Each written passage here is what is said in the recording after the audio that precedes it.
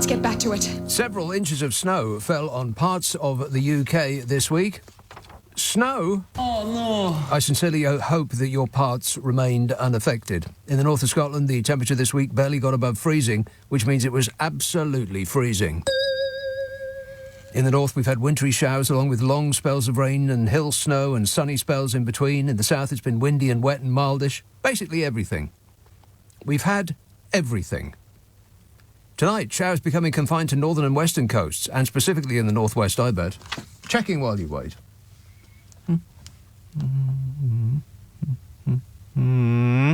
Aha. What? Rubbish. This is in Glasgow. Not raining tonight, not raining tomorrow, not raining on Sunday, and not raining on Monday. Nonsense. Raining a bit on Tuesday, and then dry on Wednesday, and then a bit of rain on Thursday, and then dry on Friday, and then raining on Saturday. It's like one day on, one day off. You'll almost dry out. Correct. Almost. Across northern Scotland, some snow on higher ground tonight. Higher ground. Get Stevie Wonder on the phone and he'll play it to us. Rock and roll! Saturday, many southern and western parts are dry with sunny spells. You remember the sun, don't you? No. Scattered showers, mainly in the north and the east. Cold. That's tomorrow. And then Sunday to Tuesday, cold start, mostly dry, plenty of sunshine on Sunday. Milder from Sunday night, but rain, rainy. Milder-y and rainy-y. That's till Tuesday. Would you like to hear the long-range weather forecast? No. For the next 2 weeks, at first, cloudy, rainy, drizzly. Strong winds, heavy rain in the west. Followed by unsettled conditions, which is... that's what that sounds like. Sounds pretty unsettled to me. Winds and heavy rain in the west.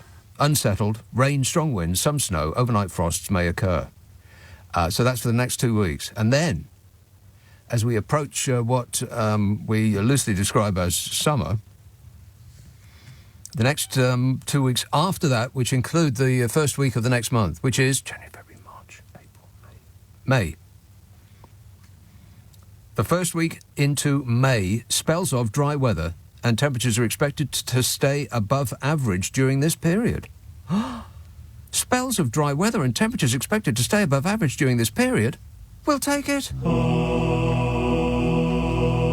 Devlin tweets, at least now we know why the Sunaks didn't hear all those Downing Street parties. She's domiciled in India and he was a permanent resident of the US. Yeah. Oh, Struth, what a week. Where do I even begin? Let's start at the very beginning. It's a very good place to start. Correct. Fishy Sunak's ambition of becoming the next Prime Minister of this collapsing country were collapsing this week as the multi-millionaire found himself at the centre of a major row over his family finances. You can say that again. Senior Tories and Labour rounded on the Chancellor after it was revealed that he held a US green card for a year into his term leading the Treasury. What? Are you kidding me? What, keeping his options open, was he? In case this job didn't work out?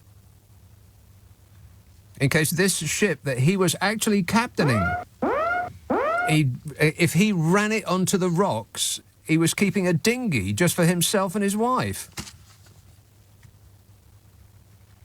While the status of a US green card holder would not save him any money, it carries a responsibility to make the United States your permanent home. Permanent home. He's got to be living with the Dingaling fraternity. Those people. No, he'll be living behind a big wall that'll keep those people out. I betcha. There'll be a sign in the lobby saying, armed response. The revelation about the US green card thing was uncovered by Sky News and was not disputed by the Treasury. Well, it'd be true then, won't it? This is after Fishy went on the attack over what they called smears against his heiress wife, Akshata Murthy, who is living in Downing Street, if you please, while having non-dom tax status. It's not a smear if it's true. I mean, how totally entitled is that? When the rich gets questioned, it's a smear, it's an intrusion, it's an impertinence. We should know our place. She has legally avoided paying a huge UK tax bill by paying just 30 grand a year to register as based in India. But Fishy insisted that she hadn't done anything wrong while accusing his critics of smearing her to get at him. Again, it's not smearing if it's true. It's the same mentality as the statue fanatics who say that it's rewriting history to tell of the terrible things that men celebrated with statues did in the slave trade. It's not rewriting. It's not smearing. It's telling the truth. Correct. Fishy's allies laid blame at number 10, which oddly is where he lives. So, are they blaming themselves? No. They're blaming Bodger. They laid the blame at number 10, did Fishy's allies. I want the name of the people who describe themselves as Fishy's allies. Boris's fault. Yeah. Wait a minute. They accused the PM's team of a political hit job designed to make his position more secure. His as in the PM's. Yeah, they're, anti-pipsqueak. Pro-PM. Well, that wouldn't be any more of a surprise than if Bodger had been on the phone to one of his Eton chums to have Fishy's arms broken. Well, you're not going to hurt him, really, are you? Pah! But Tory backbenchers who had been relaxed about Ms Murty's tax status suggested that Fishy's green card raised issues about Sunak's long-term plans. He's got one foot at the airport. Colleagues are generally going off him. They just don't like him, one MP said. Well, I know how they feel. By the way, a lot of newspapers are using the thing Fishy. I mean, to me, it's like the most obvious joke, and I've been making it ever since he hoved into view. But are they nicking my material, or is it just too obvious?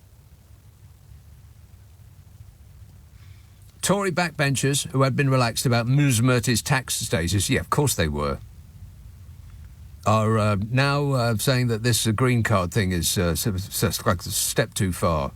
I mean, for crying out loud, if you're the chap that's running the country, you should actually be invested in being here, shouldn't you? I mean, it's not like a part-time job, is it? That you could do from somewhere else. He could go and live in one of his other fabulous places, in one of the other countries that he owns homes, and run the country from there. Like the ultimate work from home. Work from which home? Pick one. Colleagues are generally going off him. They just don't like him, one MP said. He's been trying a bit too hard to be on manoeuvres. His absence when Boris needed support was noticeable. Well, as Bodge needed his cronies to defend the indefensible, that's about the only good thing you can say about Fishy. He didn't defend the indefensible. What he actually did was run away. So, not that good after all. Everybody else was dragooned into appearing like a parade of nodding dogs, telling us that the thing that the Prime Minister has been found guilty of doing is not something that the Prime Minister has been found guilty of doing. You know, and up is down and black is white, and the Prime Minister has been very clear. No, he hasn't. Every time one of those people comes out and says, the Prime Minister has made it very clear that, you know that what follows that is a lie. One minister suggested to the Times that Sunak might have to quit. Well, so he should quit. And Smug should quit after the outsourcing the search for a Brexit benefit to readers of The Sun. Didn't you, Smug? You're better informed than I am. I don't know anything. And, by the way, telling a stream of lies to the British people about how cheap our food and clothing and shoes were going to be once we were out of the European Union. Remember that, Smug? We have you on tape. Over and over again you said it. And the £350 million a week for the NHS. They said that that's been delivered already. Smug said that out loud in Parliament. Liar! Of course it hasn't. How are they getting away with it? Fishy Sunak should quit, Smug should quit, and every other dissembling, grasping incompetent in the cabinet should quit. Because they're dissembling, grasping incompetence. And the king of them all, the prince of fails.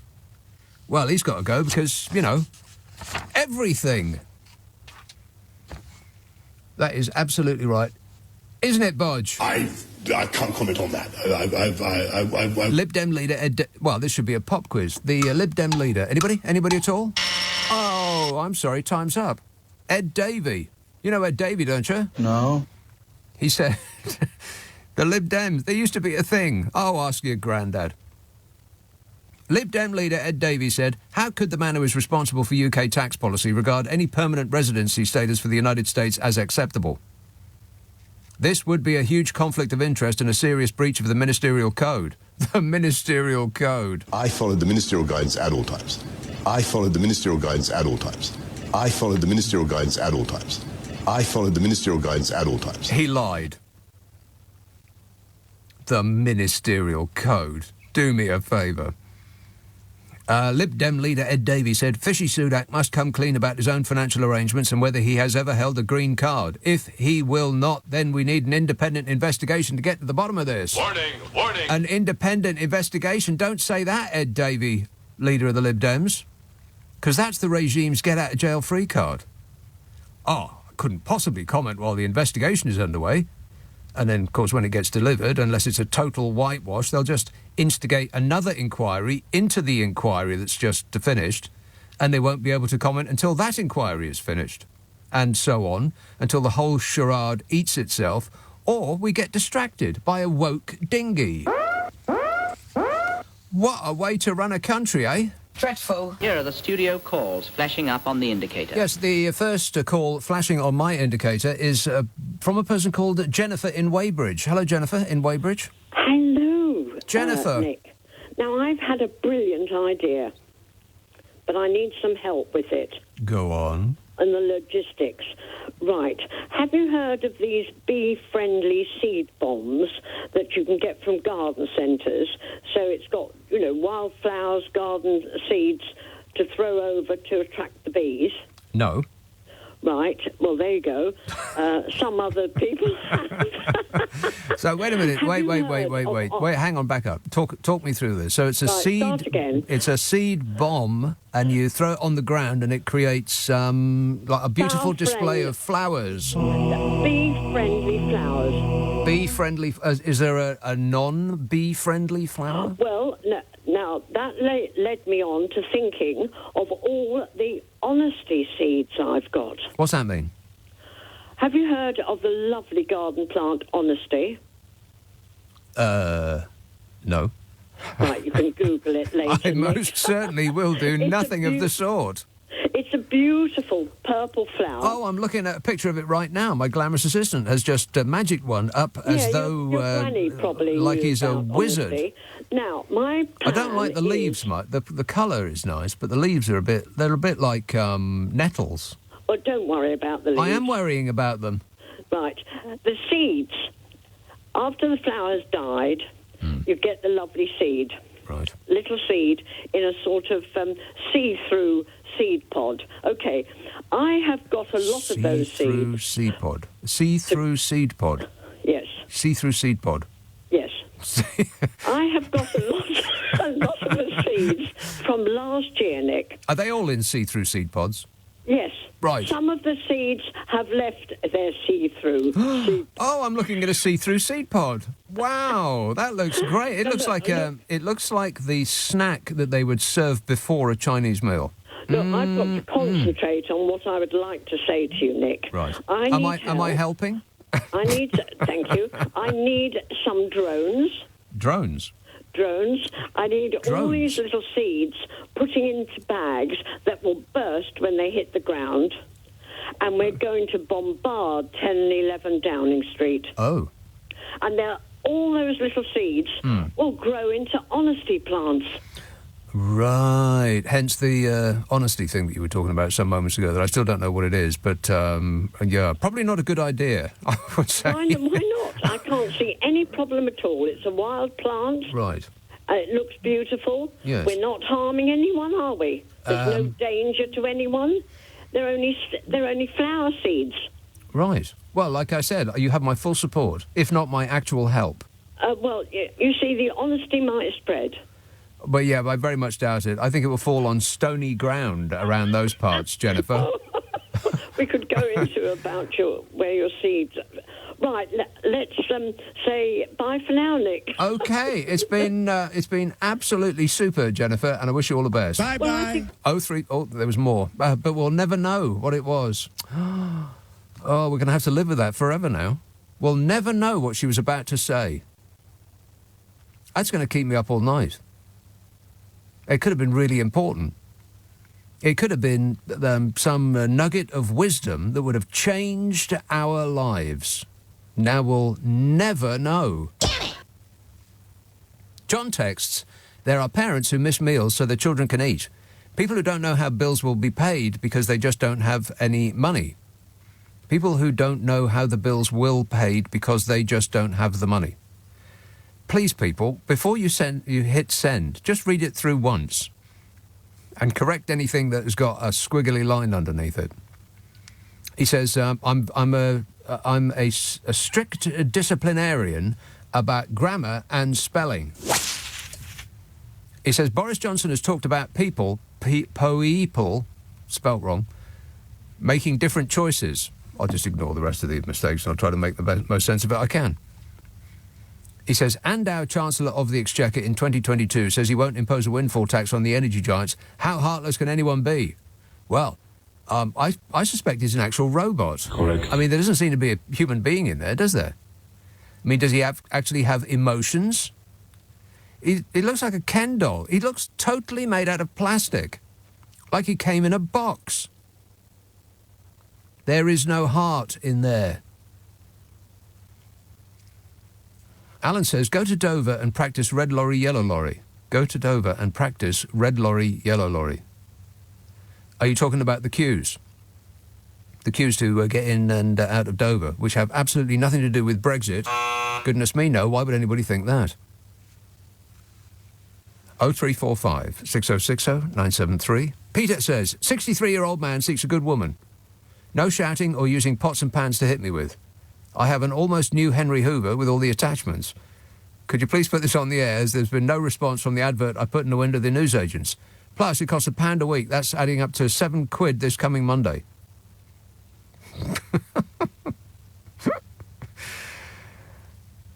You have an almost new Henry Hoover with all the attachments? Well, I'll tell you what, Peter, I'll give you my address. You can come live with me. How's that sound? Problem solved. 0345 6060 973. Streatham. Hello, Robbie. Oh, good morning. Is it Robbie from Streatham? Good evening, Nick. How are you? Robbie. Great, mate. I was going to say we wear similar habits, actually. Clean ones at that. But I'll tell you what, can you just tell me, I don't mean to be intrusive, but do you ever do stand-up comedy, in a hall or anything like that? No, I prefer to sit down. In a studio with individual air conditioning controls and no one else in here. Just good, me. You're wasted. You make a fortune, mate. On my own. Out in the big wide world, you make a fortune, mate, I tell you. Well, thanks a lot, Robbie. I like it in this tiny little world that I'm inhabiting right now. But thanks a lot, mate. 0345 6060 973. Gordon says, they say now that you are okay if your waist measurement is not more than half your height. That's great, says Gordon. It means I am no longer overweight. I'm just 8 inches too short. A listener with material. Oh, no. But I'll let it go this one time. Just this once. 0345 6060 973. Well, everybody seems to be in a tremendously good mood tonight. I don't know why. Chipping Camden. David. Hello, how are you? Is there really a place called Chipping Camden? Absolutely. Right. It's not Chipping Norton, that's where the Cameron lives. But, Chipping Camden. That's where the Cameron lives. Yeah, absolutely. And he's dragging the tone of the neighbourhood down. I think this is nonsense. Don't stray down that way. It's awful. What does the chipping part mean, then? It's a small bit in a valley in a den goes back to the ancient times. A small bit, did you say? A small village in a valley. A small village in a valley? Yeah, that's what it means. And It's in a valley. It's almost like geography. Wow, it's an educational show, this, isn't it? No. Not really. Well, but on educational shows, is Sunak's wife paying retrospectively the tax the shows, or is she ignoring that bit? Well, is I she would going like from the tax year? Yeah, because she said now that she's all right then. I'll pay taxes like the little people, not leprechauns. When is this going to happen? Well, apparently, I was a taxpayer in Spain. I lived in Spain and paid tax in Spain. Yes. I was over the 183 rule, and that's where the idea is you pay tax where you live on worldwide income. So you have what they call a Modella 720, and you declare everything, and that's how it works. And then when you come back to the UK, you declare it in the HMRC view, and you pay tax in Britain. And that's how it works. Now, these people have been getting away with it for years. This non-dom doesn't exist anywhere else other than in the UK. And that can't be true. It doesn't. Yeah. No. In Spain, you pay on the 720, so millionaires who live in Spain over 183 days pay everything they earn. Sorry, that's my dog running around. Everything you earn on worldwide income in that country. That's the rules. Right. So these I certainly know that that's the rule in America, but I didn't know that we were the only country on Earth that allows this manner of finagling. Well, it may be in places like North Korea or some parts of Indonesia that right. know, but everywhere else has a tax rule, and this is why the tax treaties exist, and this is how you pay it. So HMRC agree with Hacienda in Spain and with the bureaucracy in Portugal that goes on, but everyone agrees that there is this tax treaty. Apart from the UK, yeah. It's what we do for a living. We hide the criminal wealth of the international super rich. But the next question. I'm not saying that what's her name has acquired her wealth criminally speaking. Oh no, she's not. She's just not.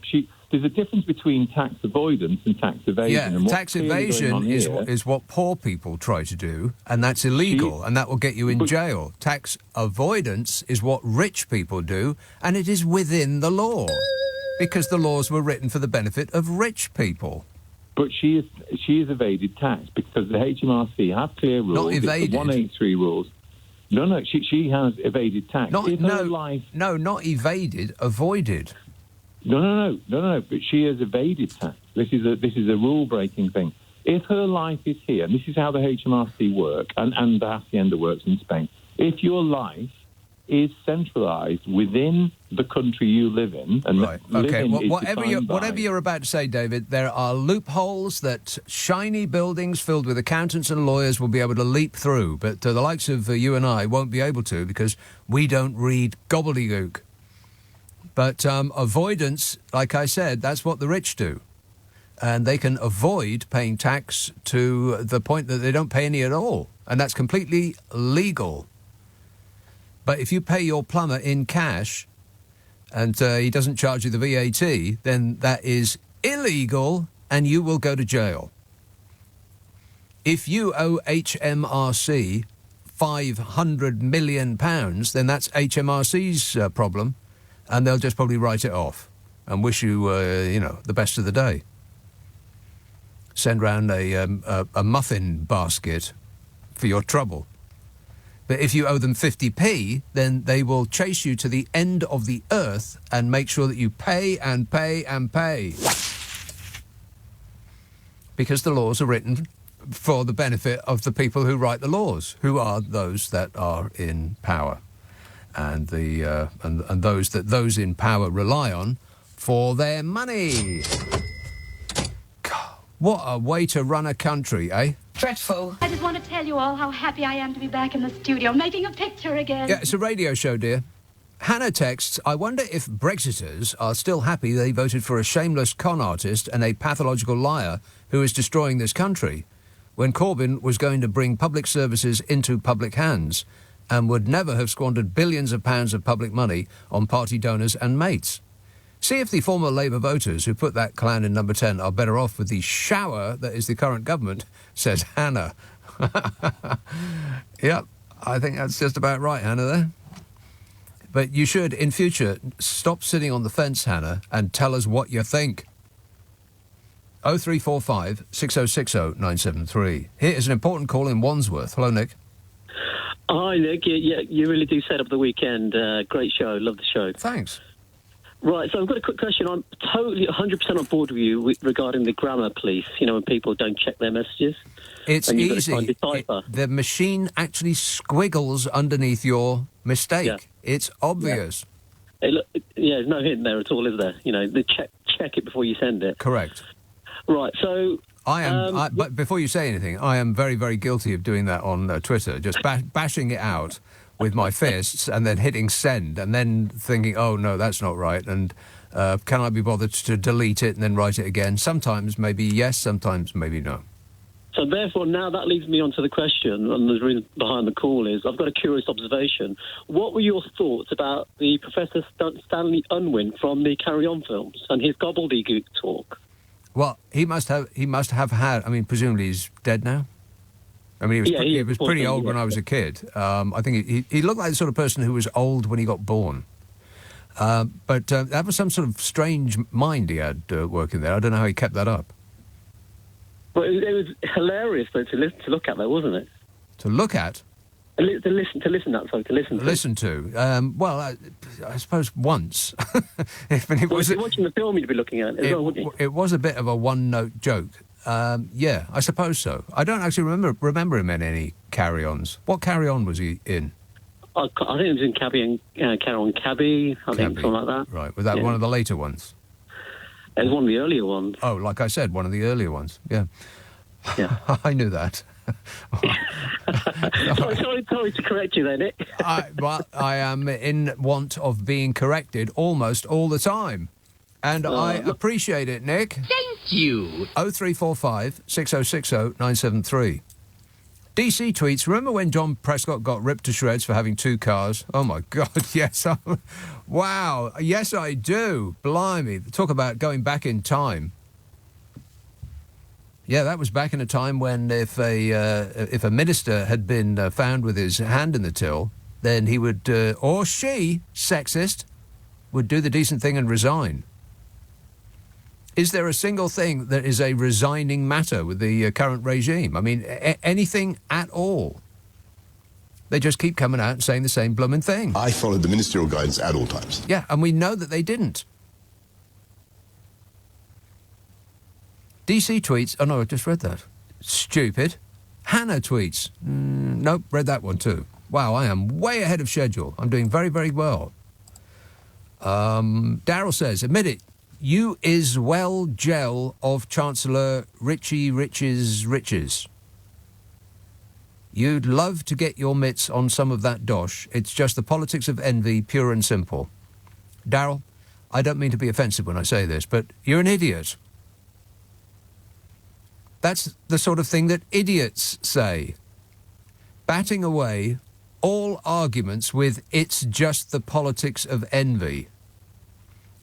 Admit it to yourself, Daryl, you're a stupid, stupid person, but I don't mean that in a bad way. I mean that in a supportive way.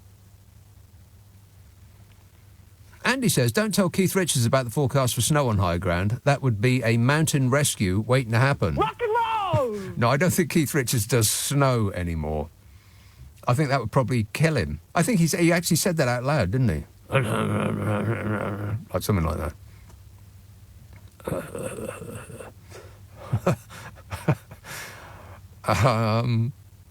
He had a fight with a coconut tree, and the coconut tree lost. Paul tweets, any further news from Dick and Dom? Who's that? Who's Dick and Dom? I don't even understand the tweets on this show. And I'm supposed to be in charge of it. Isn't that shocking? Kids... OK, here comes a message from next door. Kids TV presenters. Any further news from Dick and Dom? Yeah, I don't get it. What are they talking about? I don't know.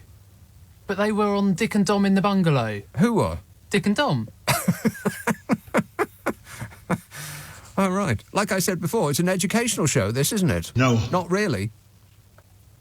Adam says, you called it months ago. Rishi is indeed fishy.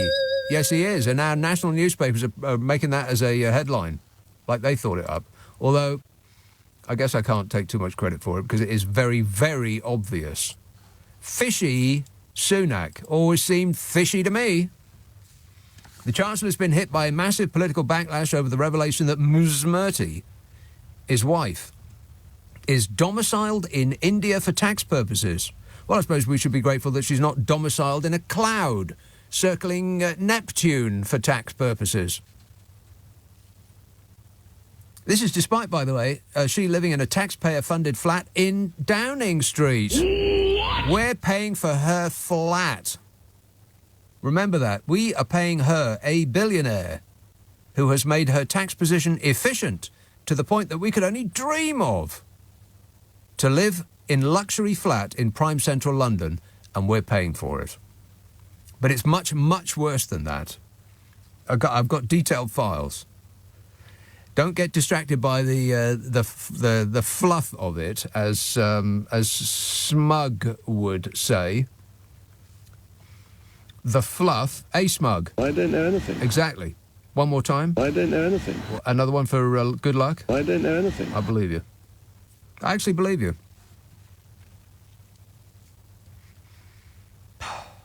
And, by the way, apart from the flat, we just gave her other half a £2,212 pay rise, and they don't have to pay their electric or gas bill, and they get chauffeured in a limousine on us, and they get £250,000 a year in expenses, and we subsidise their food and drinks bill. Do you ever get the feeling that you've been had? Yes. But it's worse than that. Because the Mirror reported that Infosys, the family firm in which she has a £713 million stake, has won UK public sector contracts worth £50 million. What? £50 million.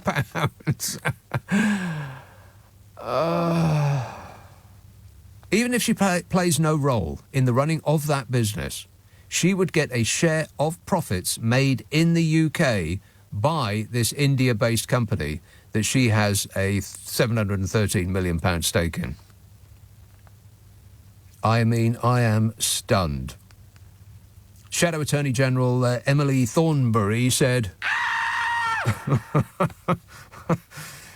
She accused Fish's wife of taking advantage of her decision to claim non-domicile status to avoid paying taxes. And you know what? What she said since about her paying the taxes from now on, that don't make no never mind. She wouldn't have said that if this fuss hadn't been kicked up. If we hadn't found out about it, it would remain the same. You get no points. Nul point.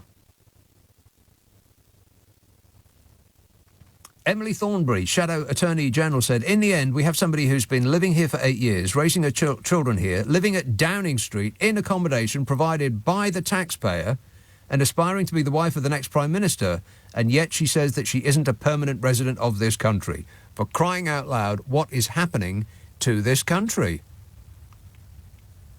And the friends of the fishy must have been scratching their heads to find a way to turn the story round. How are we going to get out of this, they must have thought. Let's make it about the people commenting on it, rather than about the thing that they're commenting on. And after about 10 seconds, some bright spark said, I know, we'll call it racist. And as predictable as the bell on the hour, they all came trooping out to call us racist.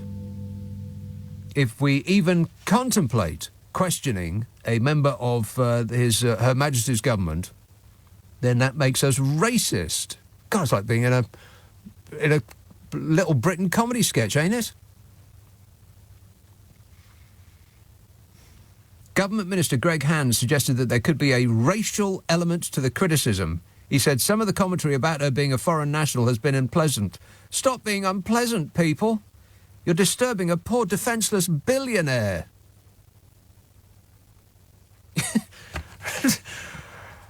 If any of this happened 20 years ago, people would have been stunned.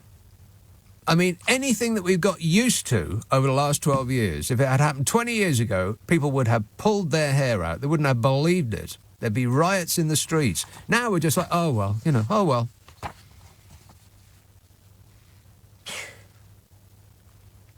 Ms. Murty, 42, was forced to make an embarrassing climb down yesterday over initial suggestions that her non-dom status was an automatic product of her Indian citizenship. Yeah, that's right. They said, oh, well, there's nothing I can do about it. It's, it's automatic. A spokesmodel acknowledged that she had taken a decision to apply for non-dom status, for which she pays a flat fee of 30 grand a year. Although now keep that sum in mind, 30,000. Although she pays full UK tax on earnings in this country, her status means she only pays international tax on money earned abroad, provided it stays there, including her dividends from her £713 million stake in the Indian tech giant Infosys, founded by her father. So she pays 30 grand a year. Now that sounds like a lot of money. But not compared to what tax experts said last night, was that the status of being a non-dom could ultimately be worth as much as £300 million to the Sunak family. £300 million. What? I know. It's just staggering, really, isn't it? And when this is brought up, we are made to feel guilty for questioning them. Just ruminate on that for a while. We have the impertinence to quiz our betters. We should be ashamed of ourselves. Apparently, not them. For us. Hello. 0345 6060 973. Sue texts, listening to you and watching the Masters golf. Do you like the golf? Tiger Woods doing well after his terrible accident. He had an accident? Is that the accident where he got beaten up by one of his wives/girlfriends with a 4-iron? Or am I imagining that? Or was that just something that happened in South Park? I can't remember. Do I like the golf? I would like to be good at golf, but I wouldn't actually like to have to go through the process of learning it. I think the last time I played golf, I had a I had a tantrum.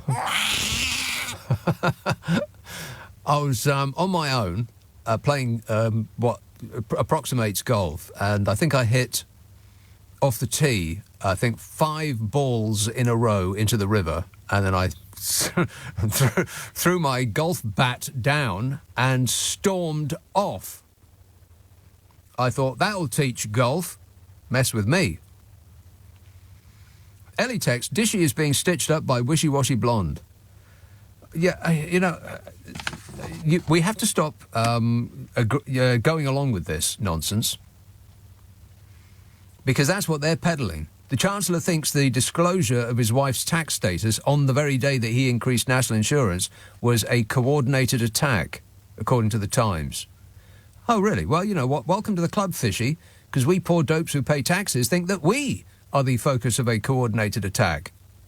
As the price of absolutely everything is going up, and you're hiking our taxes as well in order to plug a funding gap that your own government caused by dragging us out on a ruinous Brexit, that by your own government figures is going to be worse for us than the pandemic response, which you are also responsible for.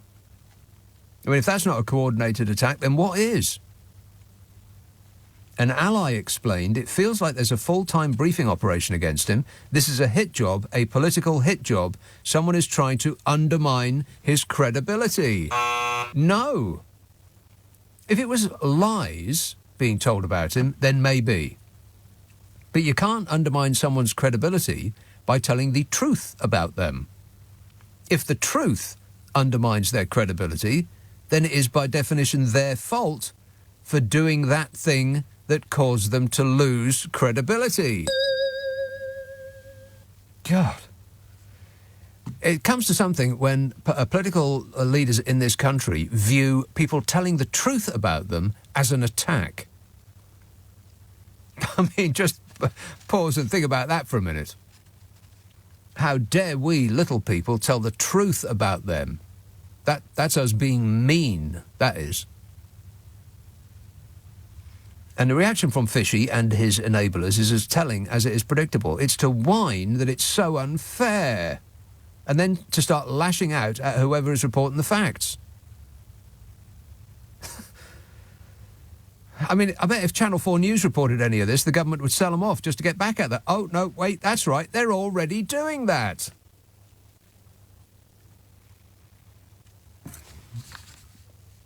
Well, I'll go to the foot of our stairs. Aberdeen. Hello, Daniel. Hi, Nick. How are you doing? Great, mate. How are you doing? I'm excellent. A1. Tippity top. Yeah. I want to talk a bit about the sort of yes, outrageous government we've got at the moment. Oh, right. My reading of it is that they're just hoodwinking the public. Hoodwinking? And, yeah. I mean, it doesn't matter how many lies that they tell. Mm. Their fans, the supporters, just fall for it every time. And I think, but I don't think it's like that. They're not falling for each individual one. They have decided ahead of time that whatever they say or do, they're on board with, as long as it upsets the Liberals. Yeah, I think a proportion of their supporters know that they're lying. Yeah, they don't care though. They shrug their shoulders and say, "Oh well, we knew that that was baked in when we voted for Boris. He's doing his best. Leave him alone." It's precisely what Trump did in America. Exactly. He pulled the same trick. Yeah. And it's very powerful. Because, well, frankly, the opposition leader is pretty weak. He tells the truth. Who does? Who are we talking about now? Starmer. Oh, Keir Starmer, right. In my opinion. Yeah. He tells the truth. Mm-hmm. And I think it doesn't matter to some people that he's telling the truth. We are in the... You got it right about Trump. It's the same people that got Trump elected that got this lot elected and that dragged us out from Brexit and are now trying to ruin our response to climate change by pretending it's not a thing. It's all the same people. I mean, if you squinted and thought about it really hard, it might appear to you as though they're actually trying to ruin this country because everything they do seems to be against our best interests. Well, look at Rishi. Look at who? Rishi Sunak. Yeah, Fishy. Mm-hmm. I read an interview on Sky News website with him yesterday, and it was like he was denying responsibility for his own wife. Of course. They all deny responsibility for everything that they do. The only person that is responsible in the manner of or in this matter are the people who have the temerity to question them because they are being racist or sexist or it's the politics of envy or all these stupid things that people keep coming out with. It's got to the extent where they've affected the moral fabric of the country. Exactly. Yeah, I believe that you're right. It only took him about 2 years. Two short years. Yeah. Wait a minute. And he's ruined and abused the lot of us. I mean, let's say before 2010, before this motley crew got in. I think it'd be better if Motley Crue were actually running us. Oh yeah, I mean, at least it would be fun every now and again. Rock and roll. Oh, it would be rock and roll, baby. Certainly before 2010, we had Gordon Brown, who was a bit of he made some mistakes as Chancellor, like selling the gold off a low price, and his pension policy, he made some mistakes there. But when you hear him talking now, it's as though an actual real-life old-style politician, a diplomat is speaking, as opposed to this clown show that we've got going on here at the moment. He speaks with authority. Exactly. And he also speaks the truth. Yeah. And he stands up for causes that he believes in. Yes. And social justice and all the good things that the current law are strangers to. Yeah, they have this sort of strange cloak of respectability. It's. I don't think it is a cloak of respectability. I think it's a cloak of. It's almost like show business. It's. They've got their fans, and it's like a cult. It is almost like a religion, and it's a religion based on, as many religions are, hatred of others. And there's just enough people whose number one sort of interest in life is hating people who aren't like them, and they're going to appeal to them. And regardless of anything that they do, even if it's against the interests of the people that are voting for them, they'll still vote because of this overriding hatred of others, and that's how they're going to run their next election campaign. They're going to base it on spotting dinghies and the woke thing. And if those two don't work for them, then I think they're all out. Well, they've got the tax cut just before the next general election. Fishy Sunak has already said that out loud. He said the quiet part out loud. We knew you were going to do it, Fishy, but you're not supposed to tell us you were going to do it 2 years before you actually do. All right, thanks a lot, Daniel. 0345 6060 973. Get Tommy Lee and Nikki Sixx on the phone. We really need them to take over straight away. Rock and roll! Get this motley crew out and get the actual motley crew in. Ellie says, Dishy is being stitched up by wishy-washy. Blondie. Yeah, I read that. George tweets, when Jacob Rees-Mogg said our food would be cheaper after Brexit, he meant foie gras. He didn't mean peasant food. Yes. Oh, hello. 0345 6060 973. A £25,000 hamburger. What? For £25,000, I'd want the cow and the farm it's standing in. Rachel says, I think the scene at the petrol station, which spectacularly backfired, may be responsible for Fish's downfall. Don't pretend to be down with the people when you clearly fly high above the rest of us. Exactly. Correct the mundo, Rachel. You're not a normal person. Embrace your inner pipsqueak. But it's much, much worse than I've been mentioning so far. Yeah, never mind about the non-dom stuff. Never mind about the 30 grand a year to save what could be worth as much as 300 million in tax to the Sunak family. So say experts. Tax experts say that. Never mind about all of that. What about this? A report claimed that Fish's wife profits from £50 million in UK public sector contracts. What? Yes. She has a stake worth getting on for 700 million quid in the Indian IT giant Infosys, and since 2016, the firm has earned £15 million working for the Care Quality Commission, which is the regulator of UK care homes. In 2019, Infosys also won a £5 million contract with the Medicines and Healthcare Products Regulatory Agency, and this year secured a £25 million IT contract from the Tory-run East Sussex County Council. She is wealthier than the actual bloomin' Queen. She is registered as non-domiciled for UK tax purposes, a legal way to avoid paying taxes in Britain on overseas income. The status often used by the super rich to save thousands or even millions of pounds in tax, which we can't because we do not have the money to employ buildings of accountants and lawyers in order to find the loopholes in the tax code, which run to about 30,000 pages. And the reason it's so big is precisely because you can bury loopholes in a very large document that you would not be able to do in a much smaller one. It's not an accident, it's the plan. Oh, and you'll love this bit. If you've been appalled, get ready. It's not about to get any better. Not only is she as rich as the Queen, or richer than the actual blooming Queen, she is worth £200 million more than she was this time last year. What?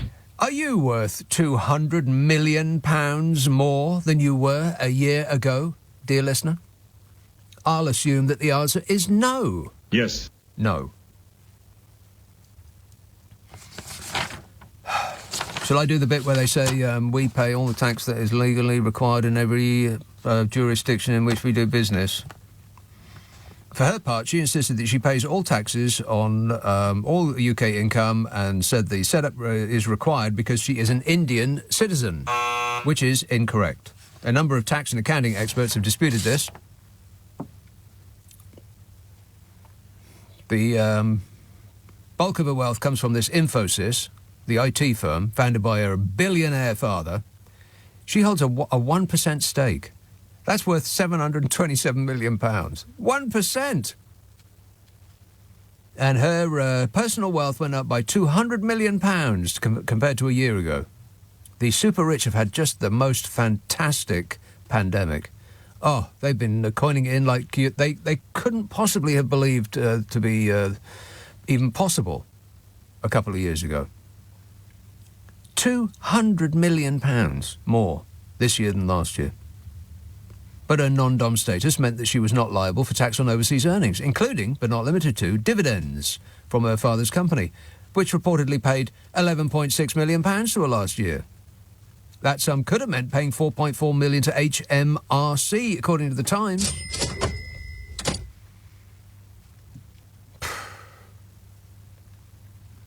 I mean, we're not talking about a footballer. We're not talking about somebody who is in the entertainment business. We're talking about a rock star. He's the actual Chancellor of this country. And we are the bad ones for bringing it up. We're being mean. Oh. They'll be able to go and, lick their wounds in one of their many, many properties. They've got a £1 million flat in Kensington, a nearby Mews house worth £7 million, a £2 million mansion in Fishy's Yorkshire constituency. Hey, by the way, all you good people of Richmond in Yorkshire, thanks for voting for Fishy. Thank you. Appreciate it. What was it that attracted you to him, apart from the cashmere hoodies and the selfies with his dog? And his excellent way of finding his way around a petrol station.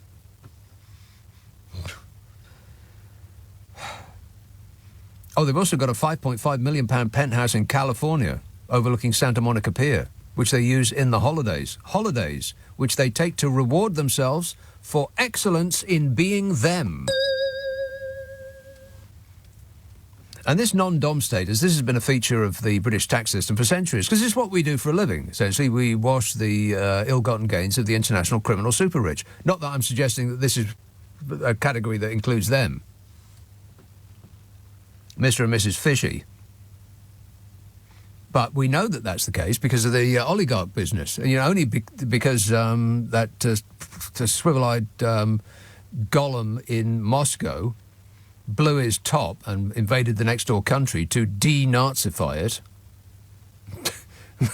How insane would you have to be to actually say that out loud? He's going to denazify it. I think that this entire planet needs a reset. Maybe if we turned it off and on again, would that be a good idea? Non-dom status has been a feature of the British tax system for centuries, because it's what we do for a living. There is no suggestion that Ms. Murthy has done anything wrong, let alone illegal. Of course not, because the laws were written for the benefit of the rich, which is why our tax code runs to thousands of pages to give anyone with the means to hire a fancy building of accountants the ability to find loopholes that are buried within it, which will elude the rest of us, because we don't speak gobbledygook. It's not an error, it's not an accident, the loopholes. It's the purpose. The revelations are apparently, according to the Times, are embarrassing for the Chancellor in a week when he raised taxes for millions of working people while pretending to be a normal, down-to-earth sort of chap by trying to pay for something in a shop and failing to understand how it's done. What a way to run a country, eh? Dreadful. 0345 6060 973.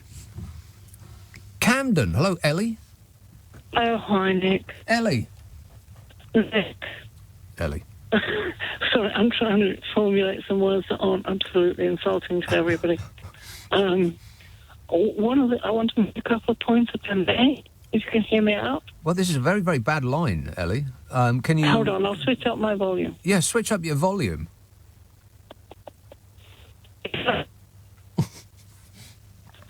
That's actually much worse. Turn your volume down.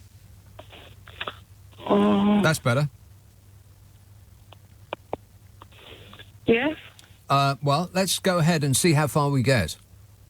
Okay. One of the things I heard a few Mondays ago when Rishi Sunak's assets were broadcast as being told in The Guardian, quite a lot on Amazon. Ellie, have you got a landline by any chance?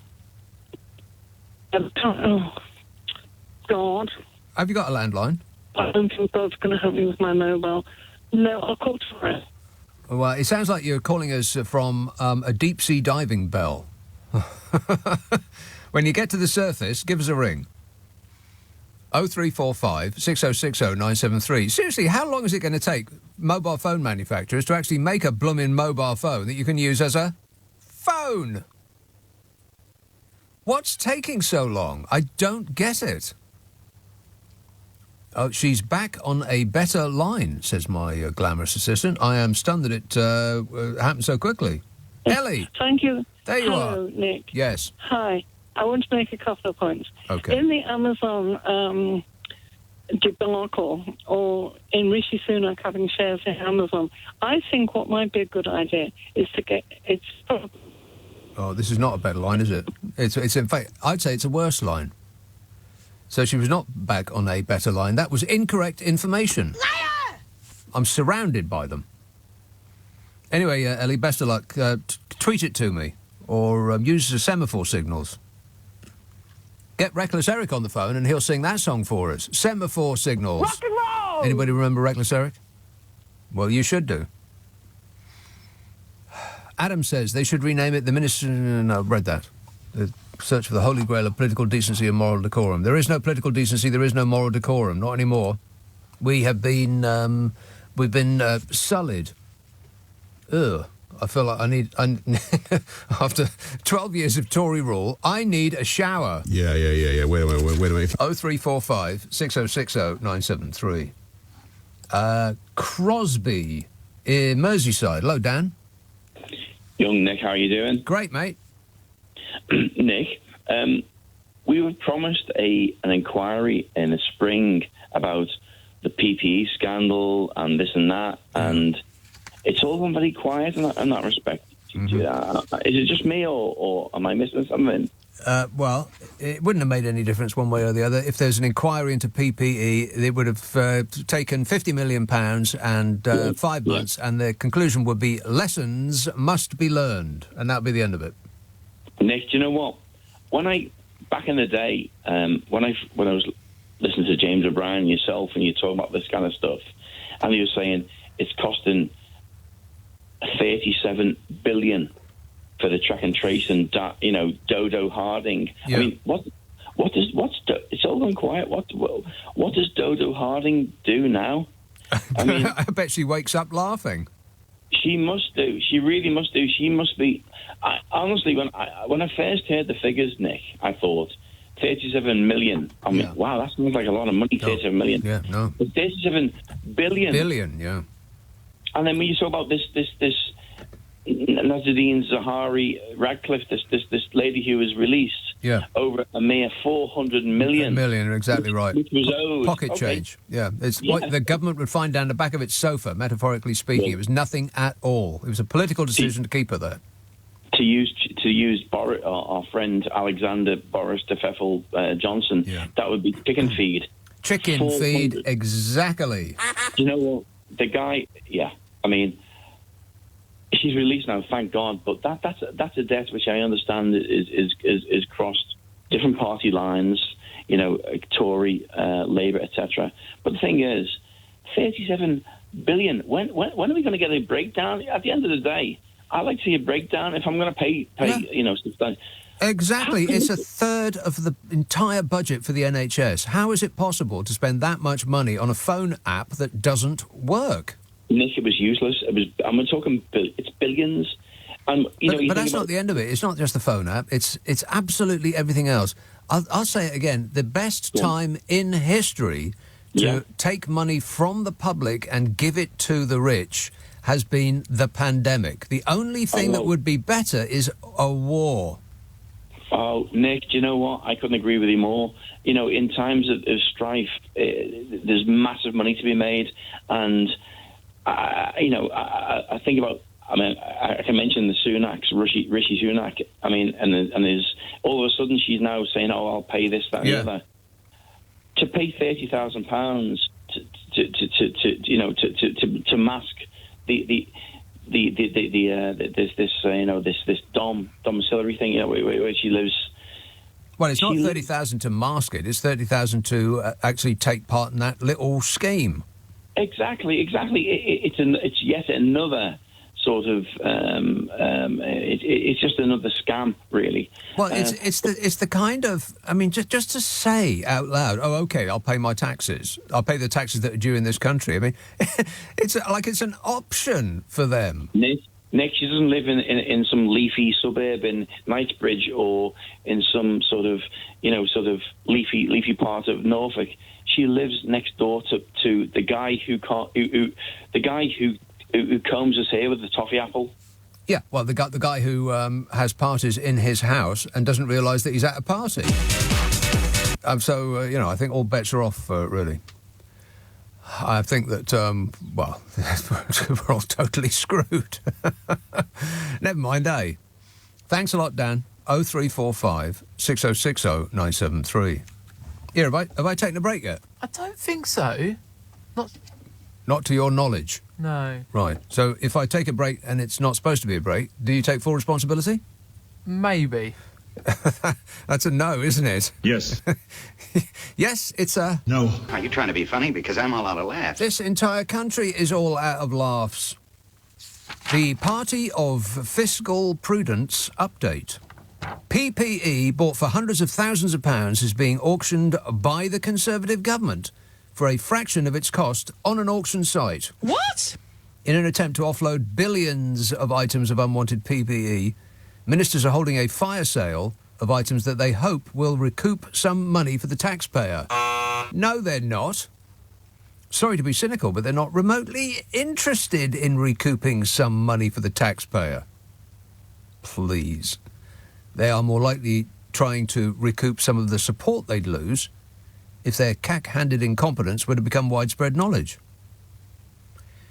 Do you know, it's so bad that it's costing us poor dopes who pay taxes £7 million a month just to store the stuff that they bought from their friends and donors at massive markups that either didn't work, or we didn't need, or didn't show up. Officials insist the auctions are the best alternative to burning unwanted PPE to avoid having to pay storage costs. Those are our options. Sell it off at a massive loss, burn it, or store it at £7 million a month. Great options. Total cost to the taxpayer of PPE on sale has been estimated at about £600,000, but it had also so far attracted bids of only £2,500. 2,500 quid for £600,000 worth of stuff that we paid for. But don't worry, because Boris Johnson is doing his best. This is you doing your best. Isn't it, Bodge? Yeah. Wait a minute. The National Audit Office found last month that about half the PPE bought in the pandemic had not been used. Half. 14.2 billion items were languishing in storage. I'll do that million and billion thing again, because you hear billion and it's just such a big number, you don't really know what it is. So let's have some perspective, shall we? 1 million seconds is, now this is off the top of my head now, I've kind of forgotten. But I think 1 million seconds is 11 days. I'll have to look this up. I think this is more or less right. 1 million seconds is about 11 days. 1 billion seconds is 31 years. That's how much bigger 1 billion is. More or less. Approximately. Maths. Boring. Yeah. 14.2 billion items. Then we're paying 7 million quid a month just to store them. 1 in 10 items bought by the government was unsuitable for NHS use. 1 in 10! The government's had to write off £8.7 billion because of falls in the stock's value. They just wrote it off. Oh, well. Never mind. That's 8.7 billion, not million, 8.7 billion pounds. And for more perspective, that is about a fifth of the total that this government will spend on education for those kids who do not go to private school. They just threw it away. The party of fiscal prudence. So, you know, tell me again how they're keen to recoup some money for the taxpayer, like that's even on their horizon of interests. But it gets worse, because the excuse that the government is giving for this massive transfer of public money into the pockets of a suspiciously large number of their close personal friends and donors is that it deliberately erred on the side of saving lives by making sure the NHS would not run out of PPE. You see, they were just trying to help us. Well, listen, stop helping us. We can't afford it. 0345 6060 973. Oh, here is the straight dope. 1 million seconds is 12 days. 1 billion seconds is 31 years. It's not just a little bit more, it's a massive amount more. Keep that in mind when they start talking about millions and billions, because if you're like me, when people start talking numbers, your eyes cloud over and you fall into a stupor. East Yorkshire. Hello, Mike. Hi, Nick. Great show tonight. Thanks. Yeah, I've got a Patel bit and a fishy bit. Not that Patel isn't fishy, but which bit would you like first? Well, let's get the horror show over first. Let's do the Pretty Patel bit first. I've decided to become appalled even before I've heard what you're going to say. This morning, she went to a Ukrainian centre in London. Oh, like those poor people haven't suffered enough. And the people there were stony-faced, I can tell you. But anyway, she was interviewed about the refugee programme. Yeah. And she didn't answer a single point. No. It was put to her that she'd boasted that she'd surged the number of British officials abroad to aid with visas. Oh, please. And so she contested the boast bit. Never talked about the fact that there are no British personnel abroad, hardly, helping. Yeah. Then she was asked, Ireland and other countries have done a lot better than us. Everyone has done better than us. Everyone. And she immediately diverted that into saying it's very difficult to set a channel up. It's time-consuming to set up a new route, but didn't answer the original question. And then the questioner said, but it is valid to ask you about comparisons. No, you must ask about how long it takes to set up a complex route to bring people in. And the whole thing, she never answered a point. She was asked loads of points. Well, yeah, go on. And diverted to pick up on an adjective of course. in the question. Yeah, right, exactly right, yes. Just it's distraction. The problem that the government has about that is that it's their main selling point come the next general election, making sure that as few foreigners as possible make their way to these shores. That's why they've been discombobulated with even their fans' reaction to the Ukraine refugee crisis. Even the government's fans have sort of opened their arms and said that, you know, these poor people must be given shelter, which surprised the government a very considerable amount indeed, because that was the basis of their appeal. Come the next election, we will stop those dinghies coming in.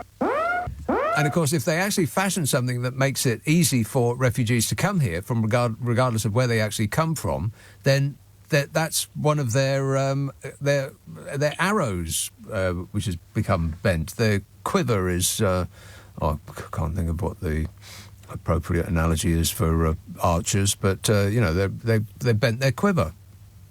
Yeah, and if you think back to Syria, we did exactly the same thing. Yeah. They spent years telling us how we were the biggest supporter of Syrian world camps leaders in Lebanon. Yeah, world leaders. Right. Yeah. Whilst stopping them coming here, we don't mind paying. We just don't want them to come here. Mike, I'm going to have to leave it there, but thanks for that.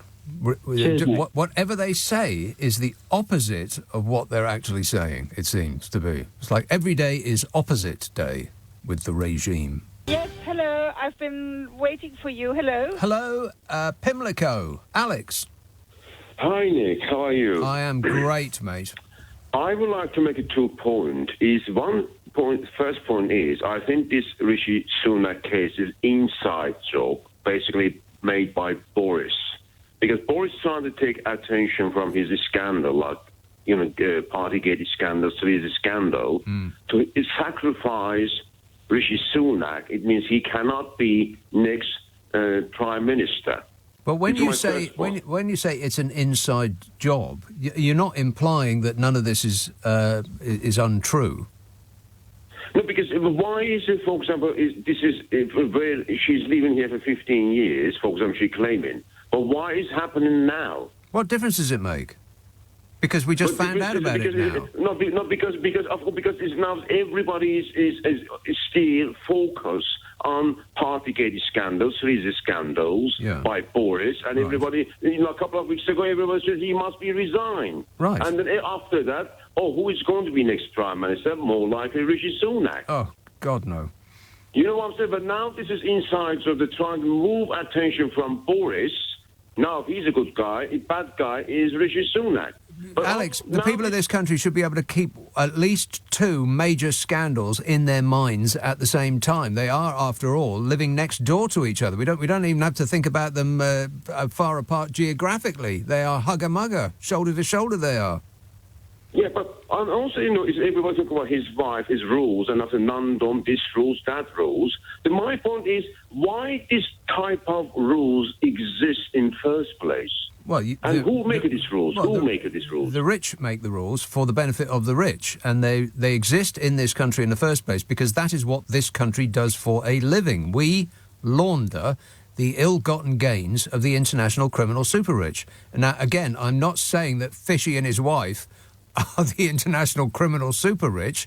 They are super rich and they are international. I'm not suggesting that there is any criminality involved, but that's what we do. Of course. And we know that that's the truth because of this oligarch thing, because the squinty-eyed golem in Moscow invaded Ukraine, and suddenly the business model of the Conservative Party got put under the microscope, and now we know where all of these people have been hiding their ill-gotten gains, and it's London.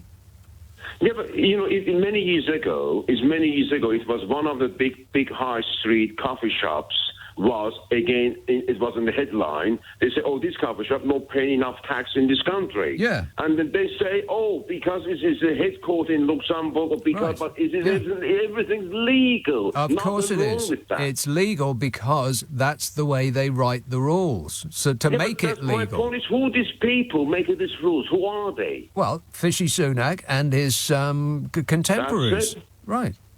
It means people should be saying, this government, why are you making these rules in the first place, for God's sake? Well, we know why.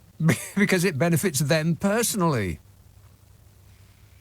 That's the difference between evasion and avoidance of tax. Evasion is what the little people do, not leprechauns.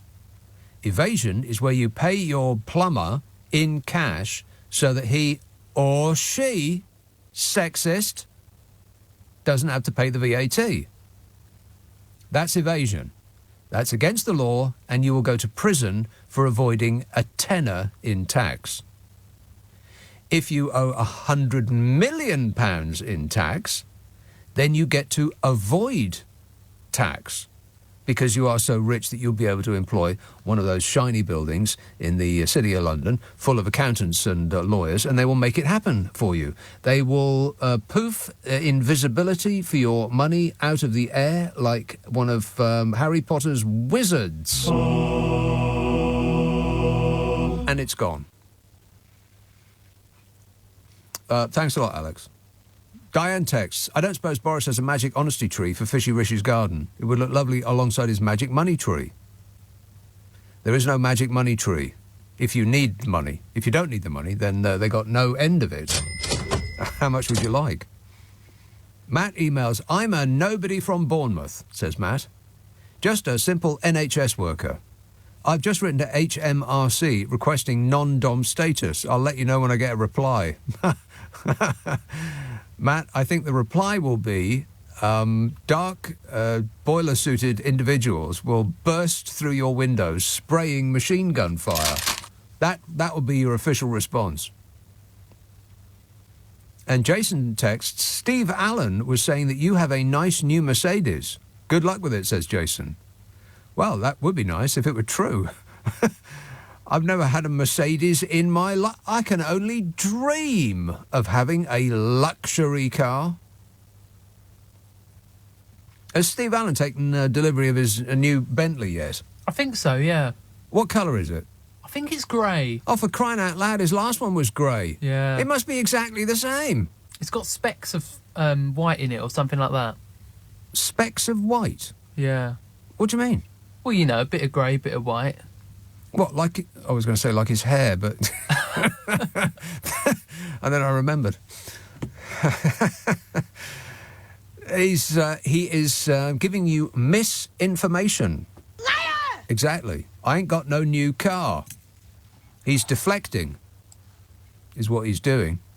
He's trying to make you forget about him boasting about his new Bentley at a time when millions of people were plunged into poverty in this country. Plus, it's not saving the planet, is it? You don't change your car every 6 months just because the tyres need blowing up, Steve. Brighton. Hello, Ben. Oh, hello. Ben. Hello, Nick. Yes, How Ben. you doing? Good, thanks. Yeah. Apologies, I had you on speaker there, mate. No worries. I do apologise. Yeah, you know, I rang the other week, to explain how long it would take me and my missus to earn the kind of money we're talking about, which I think amounted to 20,000 years. Oh. And obviously, if you're on minimum wage, it would be 69,000 years, which is a lot more. Yeah. Right? But I rang in response, actually, to that... But to earn how much, though? To earn how much? What amount are we talking about? A billion. So, right. So if I'm on 52k a year, Yes. me and my wife combined, Right. we're on 52k, yeah? Mm-hmm. So it takes roughly 20,000 to earn a billion, yeah? 20,000 years. 20,000 Right. years, Well, yeah? I probably said at the time that you better get on with it then. You told me to get my skates on, yeah? Yes. And I did. Oh. And it's still going to take me 20,000 years. Is it? I've upped my game, yeah, but it's still going to take me roughly... I think I've managed to knock off about 2 or 3 years. Well, there you go. There you go. So I'm not doing badly. Anyway, the reason I actually rang, I'm sorry to repeat, was that there was this fella that texted you earlier on. I think his name was Daryl. And there's this weird attitude, which I see a lot in my job, as a doorman, a bouncer, yeah? Right. What I might call aggressive cowardice, yeah? So a fella that texted in, and he was a bit of a pillock, to be honest, and he seemed to think that everything was okay and we should just take it on the chin. Suck it up. And it's this, suck it up, yeah? And it seemed like there's this weird kind of thing where people get really aggressive about Are you talking about the guy who said it's the I should not speak about that pillock, fishy... Daryl, well, I don't know. Was, I don't keep names in my head. But he's the chap who said that it's the politics of envy, that guy. Yes, right. Bingo, yeah, thank you very much. Yeah, thank you, yeah. And look, honestly, I really don't... I don't actually envy them. I mean, I really don't. It must be such a weird world to live in, that kind of weird place that they inhabit. I don't envy them. But I would just like it if they just gave a little bit back, just a tiny bit back. I mean, after all, we're all suffering, yeah? Just a little bit back. Well, what you've heard so far, Ben, is bad, but it gets worse. I have detailed files. Go on. Well, I'll do it in a minute. I'll let you do your bit, unless you've finished already, and then I'll... Well, a tiny little bit to add, which is just the fact that what I really hate about this whole debate is the way that the right will actually suddenly start caring about racism and sexism when they can kind of weaponise it. Exactly. To their effect. And that really annoys me because, I'm no saint, but blimey, these issues are really, really important. So don't minimise them by pretending that this is actually, we're actually... I can't think of anything worse about going after somebody because of their colour or their sex. That's an awful thing to do. But it's got nothing to do with it. The reason... Yes. Exactly. It's a total pretence, and it gets right on my bonds, to be honest with you, Nick. Me too. And the thing is that the ministers that come out, all those nodding dogs that come out and then repeat the same lines over and over again, well, there's a very distasteful tone to these criticisms of Rishi Sunak's wife, and it sounds racist to me. They've all got their marching orders, and they go out and they just spout this stuff out, every single one of them saying the same blooming thing. And they know that because they're not stupid. It's worse than that. They're actually, I don't know, is evil a bad word? Yeah, they're definitely not stupid. They're not stupid. It is worse than that. So they know that what they're saying is absolute rubbish. It's total nonsense, and yet they're saying it anyway. Well, do you remember that thing? Yeah, it always used to get on my nerves. Yeah, when those right-wing fellas would always say to you that a conservative is just a liberal that's been mugged, yeah?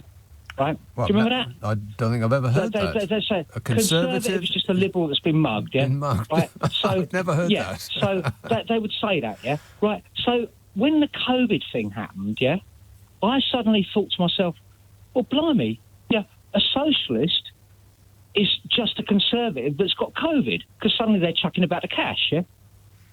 So I actually started thinking to myself, what they do is they'll grab a hold of anything, yeah, and turn it to their own advantage in the most cynical possible ways. Yeah, well, I think we're at one there. It is totally cynical, and they know that they're being cynical, but they maintain, as far as they can, a straight face while saying it, while insisting that they are actually the victims here. Thanks, Ben. Yeah, I've got... If you think it's bad so far, what with the tax avoidance and the green card and are they living here or are they living in India or are they living in America, and we don't know where they are, but they appear to be actually running this country along with Bodger. Does he actually run the country? Probably not. He's just the guy who goes out and goes, paw! And people say, oh, he's doing his best. God, it's vomitous. But I do wish him all the best, and, I hope he has a happy life. Right, so what are we doing? Gibbon, we are doing a radio show, but it does remind me that I do a couple of podcasts, 3 in fact. One is called The Whole Show, which is, as it sounds, the whole show put out on the radio Friday and Saturday night. We take the news and the ads out. It takes less time to listen to. You'll use less electricity, and you still won't be able to pay your fuel bill. That's called Nick Abbot, The Whole Show. And it gets stuck up the internet almost as soon as this show is finished. And then we do one, or I do, it's called the Nick Abbot Habit. That's the best of old shows. Just like 30 minutes of concentrated amusement. That comes out on Monday. As does the other one with Carol McGiffin. I do one with Carol McGiffin. Yeah. God, what's your problem with Nick and Carol? In which the delightful Carol McGiffin and I try to solve people's problems while laughing our faces off. Ask for it by name on an internet near you. It's on Global Player, which you should have for your device, Global Player. It's on there. It's on an internet ordinarily. Ask for it by name. What's your problem with Nick and Carol? Oh, right, yeah. Laura says, to deal with the cost of living crisis, I started eating my bills. It cures my money woes, and my diet is now rich in essential inks. Well, at least, as long as you're getting your 5 a day. St John's Wood. Hello, Jonty. Oh, Jonty. Is there anybody out there? Too late. Guildford. Peter. Hello, Nick. Peter. What constantly amazes me about all this is that people that vote Conservative seem so surprised that this party is a party of greed and selfishness and looking after yourself. I mean, they don't seem to realise that the Conservative Party is the party of low taxes, that means for the rich, and a small state. Of course. But they seem... It's only now that they're beginning to say, hang on a minute, these people are greedy. Well, this is the whole ethos of the Conservative Party. It's the point. It's the USP. It's the I'm all right, Jack brigade. Yeah, it is. The whole existence of the Conservative Party really is to look after the interests of the rich and powerful. But in order to get into power, they have to get people to vote for them. Yes. And the way they do that is by throwing out bits and pieces here, Brexit, immigrants, whatever it happens to be. They spot ding and people fall for it. But people have been falling for be fearful of others, be fearful of people who don't look, talk, walk and squawk exactly like you do. They've been falling for that racket for centuries, since the invention of human beings. I mean, they don't seem to ever learn. We had 10 years of austerity. Yeah. We had benefit cuts. I mean, all under different, but they're all the same government. And they blame it on Labour. The Tories have been in power for 12 years, and it's still Jeremy Corbyn's fault. Yeah, they didn't like Jeremy Corbyn. They didn't like, what's his name, Ed Miliband before. They don't like Sharma. I mean, it's like they've been convinced by the right-wing press that somehow the Labour Party is the party of the devil.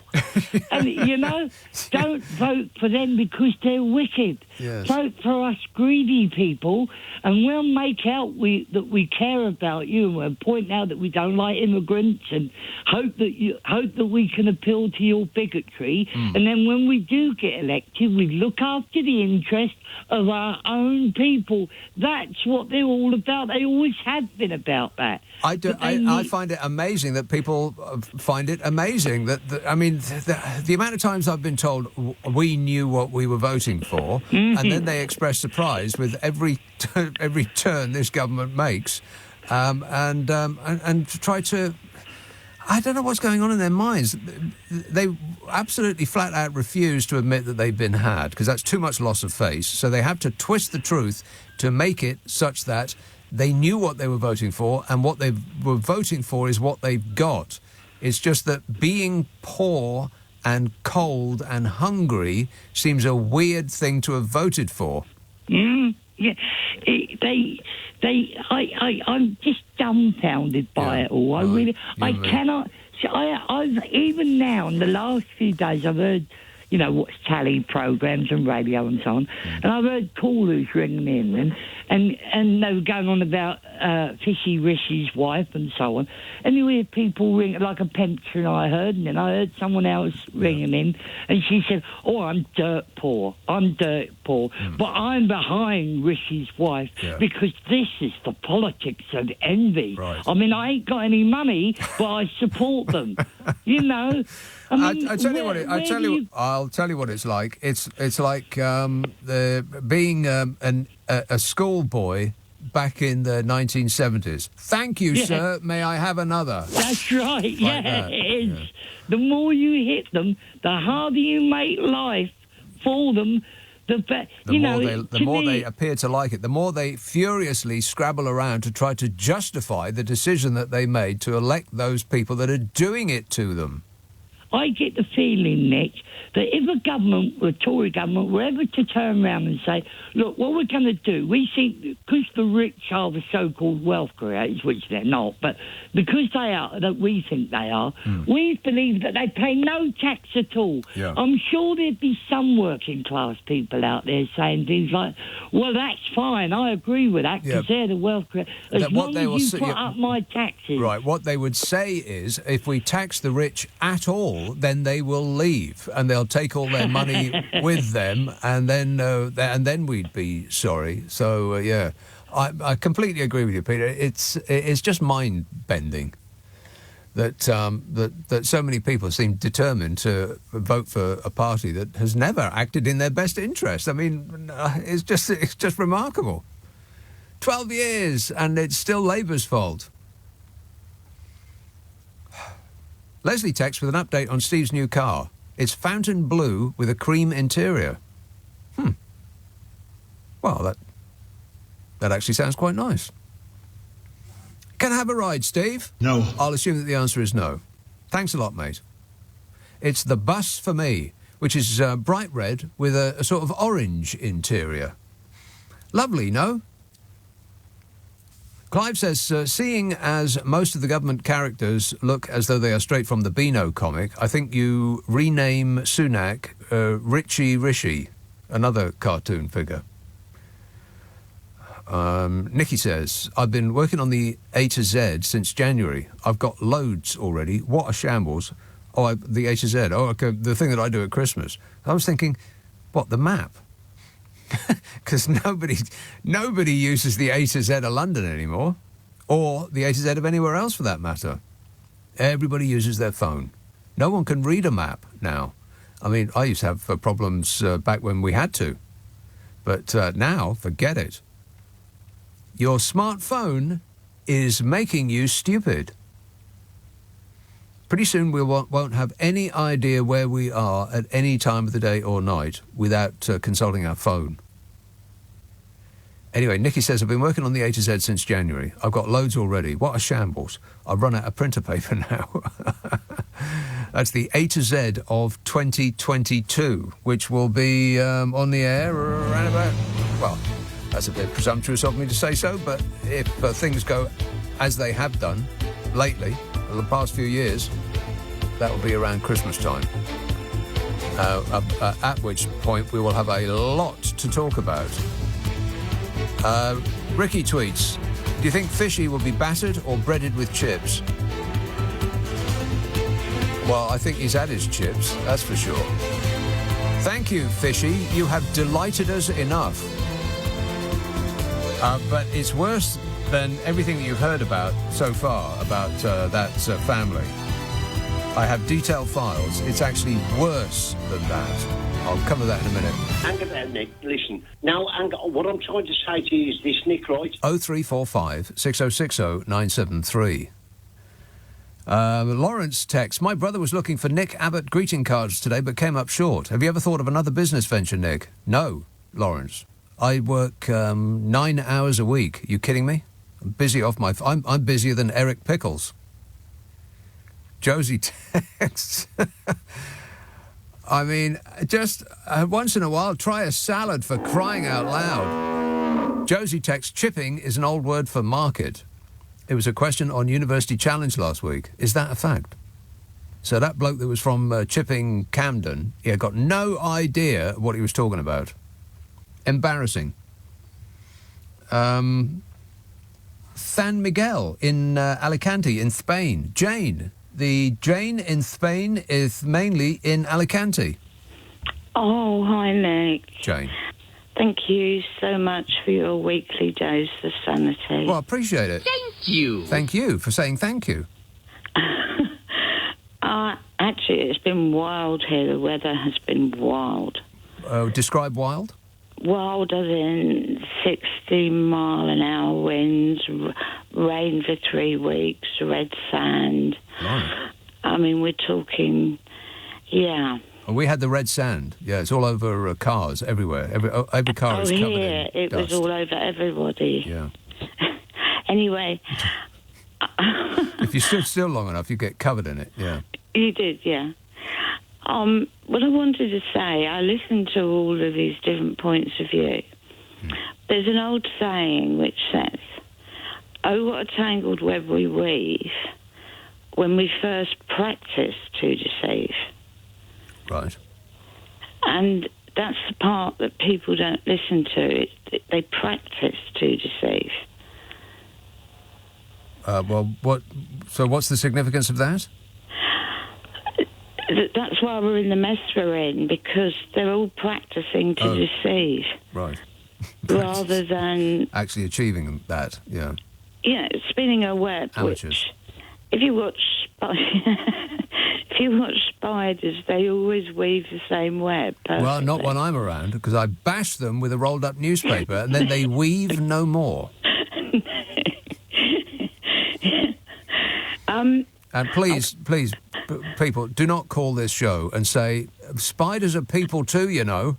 No, I wouldn't do. Right. I wouldn't do that. Not at all. But I actually trap them and throw them out the door. I don't. I know you do. I tend not to bash them. I trap them. I know. Upturned glass and then chuck them out the door. You're a kind soul. Yeah. Well, anyway, my point is that when people practice to deceive, they know exactly what they're doing. It's not like they don't know what they're doing, the government. Of course they do. You know, the leaders of the world, it's not like they don't know what they're doing, and yet they all go, we don't know what we're doing, we don't know who done it, we don't know. But they're all practicing to deceive the whole time. Yeah. And no matter what I listen to on whatever level regarding the world, it's those that are practicing to deceive that everybody else suffers for. Yeah, you wait till they finish practicing and they get really good at it. Then we'll be screwed. No, don't. I'm trying to be... Serious? Wrong show, Jane. Oh, optimistic. Right, OK, well, I'll play you some optimistic music. There you are. Thanks a lot, Jane. 0345 6060 973. Ian texts, I bought some expensive cream this week to get rid of the wrinkles around my eyes. Oh, this sounds like the set-up to a joke. Warning, warning. Shall I continue? All right, then. I bought some expensive cream this week to get rid of the wrinkles around my eyes. I thought it would make me look younger. Anyway, some went in my eye, and now I can't see. Luckily, the radio is non-visual, says Ian. He had a little squirt in his eye. Foolish person. How can that stuff make you... unless they're advertising with us, in which case it really does make you look... You look fantastic. Do you mind if I say that? You won't be offended if I say that, will you? Oh, the way you look today. It's an absolute revelation. That cream must... it really does it for you. How can a cream make you look younger? That's just silly, isn't it? An entire industry worth billions is based on you believing that it isn't. Billy emails, Chipping Norton is also where Jeremy Clarkson's Diddley Squat Farm is. Thoroughly recommend a visit if passing through. Billy, I will never pass through Chipping Norton. I don't even know where it is. I wouldn't be able to find Chipping Norton with a sat-nav. Bristol. Hello, Max. Oh, good evening, Nick. Max. Yes, I've got a simple couple of points. One is, I want you to tell me that whilst I think your channel is great, it's you're very often preaching to the converted. Now, what do you think about Nadine Dorris, sorry to swear like that, her proposal to privatise Channel 4? It all seems a part of a piece. I mean, she said, I think the BBC was being impertinent enough to quiz a minister perfectly reasonably. And didn't she say that's going to cost them a lot of money in the licence fee negotiations? And now, because the Channel 4 News have been telling the truth about the government, which is apparently a very, very bad thing to do, and now now she's going to sell them off and they'll all get fired. I mean, it's just absolutely incredible what's happening in this country. But do you find that that's a little bit Putin-esque, you know? Yes, I do, as a matter of fact. That is so worrying. Not puttanesca, because that's like a pasta. That's an olive-based pasta sauce. I think that's right. Putinesca, not puttanesca. Oh, new one on me, Nick. Yeah. Anyway, what do you also think about Ursula von der Leyen thinking that Ukraine can be allowed into the EU? I think it's up to the people who are members of the EU. They can't railroad it through. It's a decision made, in the Rainbow Coalition of the European Union. I also think they might have a problem with their economy, but I can understand her why she would want to make it happen. Because there is a certain element of protection. For a country that comes under attack, if you're a member of the European Union. Yes, but shouldn't we have thought about that ourselves?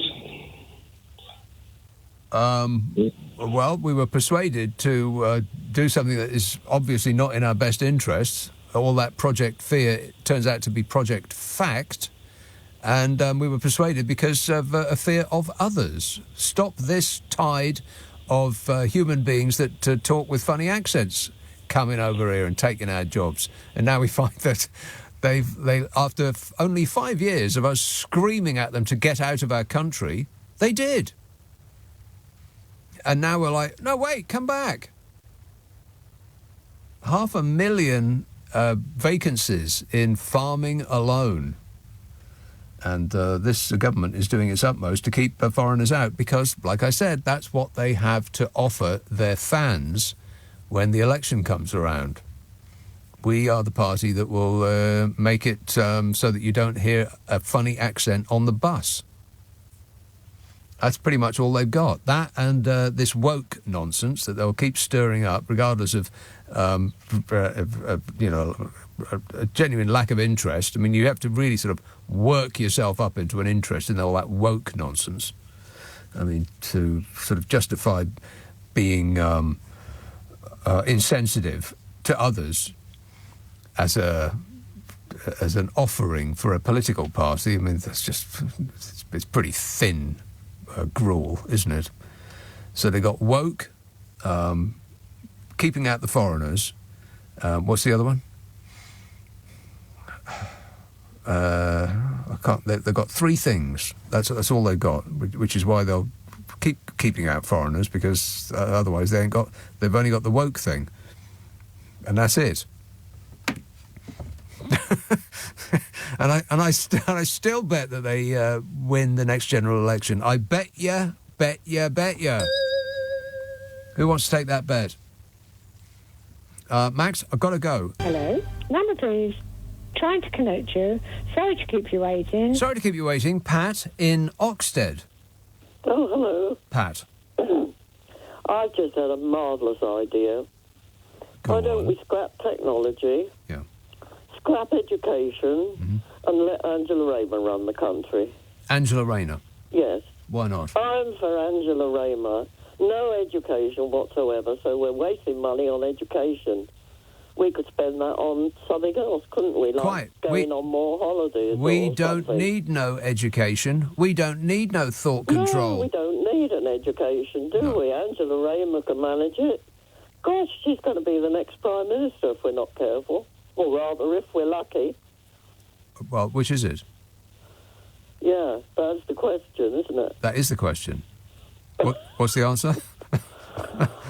See if somebody's got an answer. I will. I'll throw it out there, Pat. Anybody got an answer? It's a no. Chris texts, unbelievable. Mrs. Sunak is now going to start paying tax. Do you know how much money she has just saved millionaires and billionaires in this country? I thought non-dom status was on the verge of being changed because of her. Oh, well, we can't miss what we were never going to get. We can't miss what we were never going to get. Yeah. Keith, what's so good about Jeremy Clarkson's Diddley Squat Farm, by the way? I mean, what's there? It's a farm. What's so great about it? It's got a shop. What does he sell in his shop? And is it as expensive as those farm like pop-up farm shops things. What do they call them? Like farm fairs, where farmers come along and sell their product. At like 5 times what it would cost in Tesco's. Farmers markets is the right answer. Yeah, farmers markets. How come they're so expensive, by the way, farmers markets? I mean, it is like 5 times the cost of anything that you find in Tesco's. Why? Because they're cutting out the middleman and they're selling it to you straight from the... they've yanked it out the earth and have slapped it on a trestle table. Why does it cost so much? I mean, it's not better, necessarily, is it? I mean, broccoli still tastes like broccoli, don't it? That was sort of... I'd never really understood that. Like meat. Like, why is meat from a farmer's market so much more than from a supermarket? Whereas the farm that's selling you the meat directly is probably also selling the meat to the supermarket, and the supermarket is putting on they're sticking on their, what's the word for it? Not profit, but their margin. So you'd think it'd be cheaper, but it's not. It's never cheaper. I remember I went to a farmer's, like it was a French farmer's market in Putney when I used to live in Putney, and absolutely everything on this trestle table, I could swear that they had actually bought it in Tesco's. It was the mustard with the sort of gingham top and like some cheeses that they looked like they'd bought in the Tesco's dairy section and just unwrapped and put on their table and trebled the price. And the bread. Now, actual, proper, real French bread might be the best thing that humankind has ever invented. And that was not what they were selling. They were selling British supermarket bread and calling it French baguettes. No. Wrong. Wasn't. I wonder if that's still happening. But people are apparently okay at paying double or triple the price that they would in a supermarket for the exact same stuff just because it's being sold to them in the street. It's a no from me, and furthermore... No. 0345 6060 973. Bromley. Hello, Virginia. Hello, Nick. Can you hear me? Yes, Virginia. Oh, Nick, I'm so depressed with it all. Oh, I just no. need you to offer me some crumbs of comfort. Well, I've got even worse news, if you can believe it. Oh, go on, hit me with it. Well, I'll tell you what, you tell me your thing and then I'll hit you with it later. But you'll have to prepare yourself. You won't like it. Well, just this whole situation with the government at the moment, it's just like some sort of shambolic freak show, isn't it? And it's just one thing after the next. They're going broke. They're going for broke. I think they know they're done. I bet they're not. Ripping everything out of us. I bet they're not done. They're voted out, and I want you to tell me that we will vote them out, that this electorate will vote them out in the next election. Virginia, I strongly believe that they will get in again next time. I strongly believe that, because they have two things. You said that about Trump, and it didn't happen with Trump, and that's what I'm holding on to, that the states didn't re-elect Trump. So can we please try and hold on to... Surely now, with all these horrendous increases in council tax, fuel bills, everything, the whole schmooze of everything that's going on with the government at the moment, it's disgusting. I'm disgusted. I can't even bear to listen to the news anymore. The only thing that gets me through... I have to sort of rationalise what I listen to on the news, and can only listen to you or James O'Brien just to get some sort of sense of what's okay and perspective. To keep me pumped up. Exactly. Exactly, because there's nothing else. I mean, these government ministers come on and they're just... And they lie and they lie and they lie. Yes, it's the sort of ease with which they put on that pan face and they can just lie to us. It's almost Orwellian, isn't it? It is it's exactly like 1984. that. It's actually creepy. It's sinister, Yeah, Nick. it's It sinister. frightens me, you know. Me too. I'm a child of the 60s, and, you know, I remember as a teenager in the 80s, politics seemed fair. You know, it was a fair fight between tourists. Yeah, I suppose so. I wonder if there were... hang on a minute. I wonder if there was a lot of what is happening now that we didn't know about because there was less information about then. You think? Maybe. Really? But Really? I do believe that this is the worst government that this country has probably ever had. It must be. There can't be a worse government in the entire history of this country. There can't be a more corrupt government in the entire history of this country. That must be true. Absolutely correct. I don't think that's possible at all. I think in history this will be the most corrupt and disgraceful government that we've had. It's embarrassing. Yeah. It's embarrassing for us as a country. I am embarrassed. In Europe, I'm embarrassed about the fact that we've left Europe, and you know we're just like a laughing stock. A complete laughing stock. Well, we voted for a clown. Yeah. Wait a minute. And now we're a laughing stock. Who would have predicted that? Well, cheer up, Virginia. It might never happen. Oh, no, that's right. It already has. Well, thank Carol McGiffin as well All for right. keeping it going on. Okay. All right. Thanks a lot, Virginia. That's Carol McGiffin that I do a podcast with called What's Your Problem with Nick and Carol. Oh, right, yeah. I think you'll find it a delight. Ask for it by name on an internet near you. What's your problem with Nick and Carol? If you wish to just check out of this nightmare and be amused for an hour, then I think it'll be right up your alley. Comes out on Mondays. There's 200 up there. Or is it 100? No, it's 100. There's over 100 up there. Over 100 hours of top-quality entertainment. You're welcome. And we haven't killed each other yet. Amazing. 0345 6060 973. So if you thought that you've heard the worst about Fishy Sunak and his family, it's worse than you've heard so far, at least on this show. Worse than that. I'll come to that in a minute. Let's have Chelsea. Hello, Mark. Can you hear me, sir? Yes, sir. Okay. When Putin, I'm sorry to go back to this boring old news of Ukraine and Putin. Root and toot. He said, his words were, Britain, I quote, Britain will pay a high price for this, meaning we're now we've exceeded $1 billion in cash and state-of-the-art weaponry, along with the US. One of your experts kindly referred to it as the Anglosphere. So I hesitate to call it the North Atlantic Treaty Organization because it's not Turkey, Greece, Portugal, and various other countries. It seems to be America and Britain who lead the way as they do God's own work in theatre after theatre after theatre. What, Mark? What are you talking about? God's own work? What's God got to do with it? Okay, put him out of the or her out of the equation. Yes. Now, given the historical, undeniable fact that you as a journalist know... I'm not a journalist. Okay, you're a carpenter. Listen to me. Czechoslovakian Semtex via Libya made its way to the IRA. If we... Oh, God, Mark, what are you talking about? I mean, seriously. Does this have anything to do with what we have been talking about for the last 2.5 hours on this show? You won't let me tell you what I'm talking about. Will you give me 18 seconds? Headline it for me in 5 words. Right.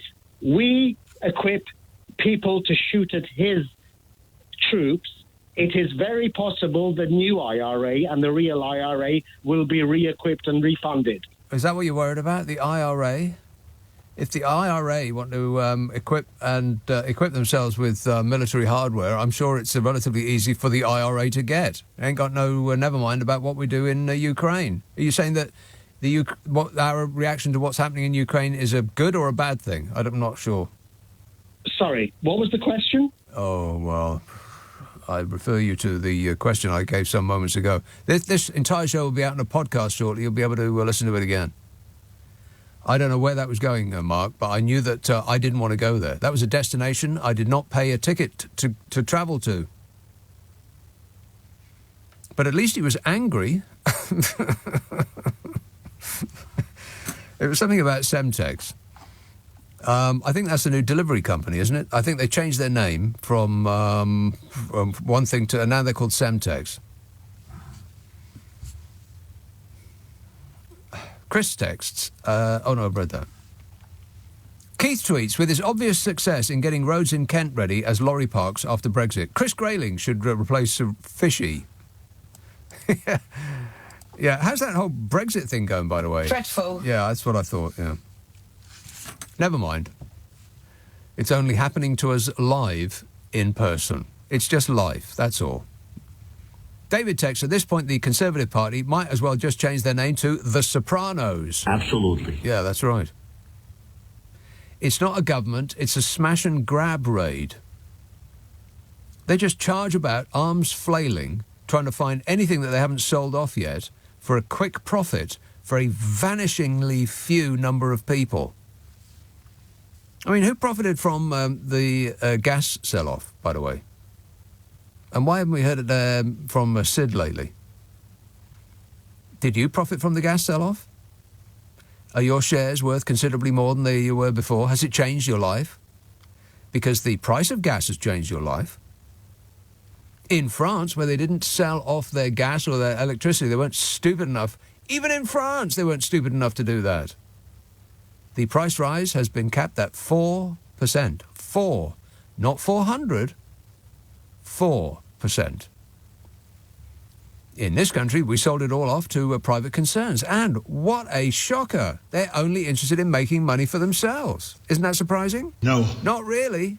Entirely predictable. We're not only stupid enough to have sold off our gas and electricity, we sold off our water. Our water. For who for? For the benefit of whom?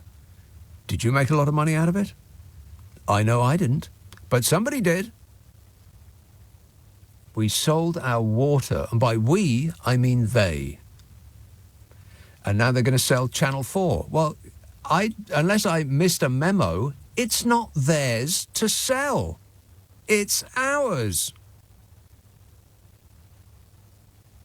What is happening in this country? I mean, seriously, I am now mystified. I don't recognise this land anymore. Yeah. Wait a minute. 2 short years, and this bumbling oaf has ruined this country. I mean, this entire country is up on bricks, and its wheels have been nicked. Everything is going extremely well. You bet your life it is. Could have driven a bus through that gap. David texts, at this point, the Conservative... I read that already. I must delete them as I go down, otherwise I make a foolish error. I bet I look like an idiot to you. Zoe texts, what do you think about Will Smith being banned for the next 10 years from the Oscars? Well, let me think about that. I don't care about the Oscars. I can't believe anybody does anymore. Nobody goes to the cinema apart from anything else. The Oscars. The only reason that show is not dead in the water is because Will Smith slapped Chris Rock. Otherwise, there would have been zero interest. None at all. I mean, why is it such a thing?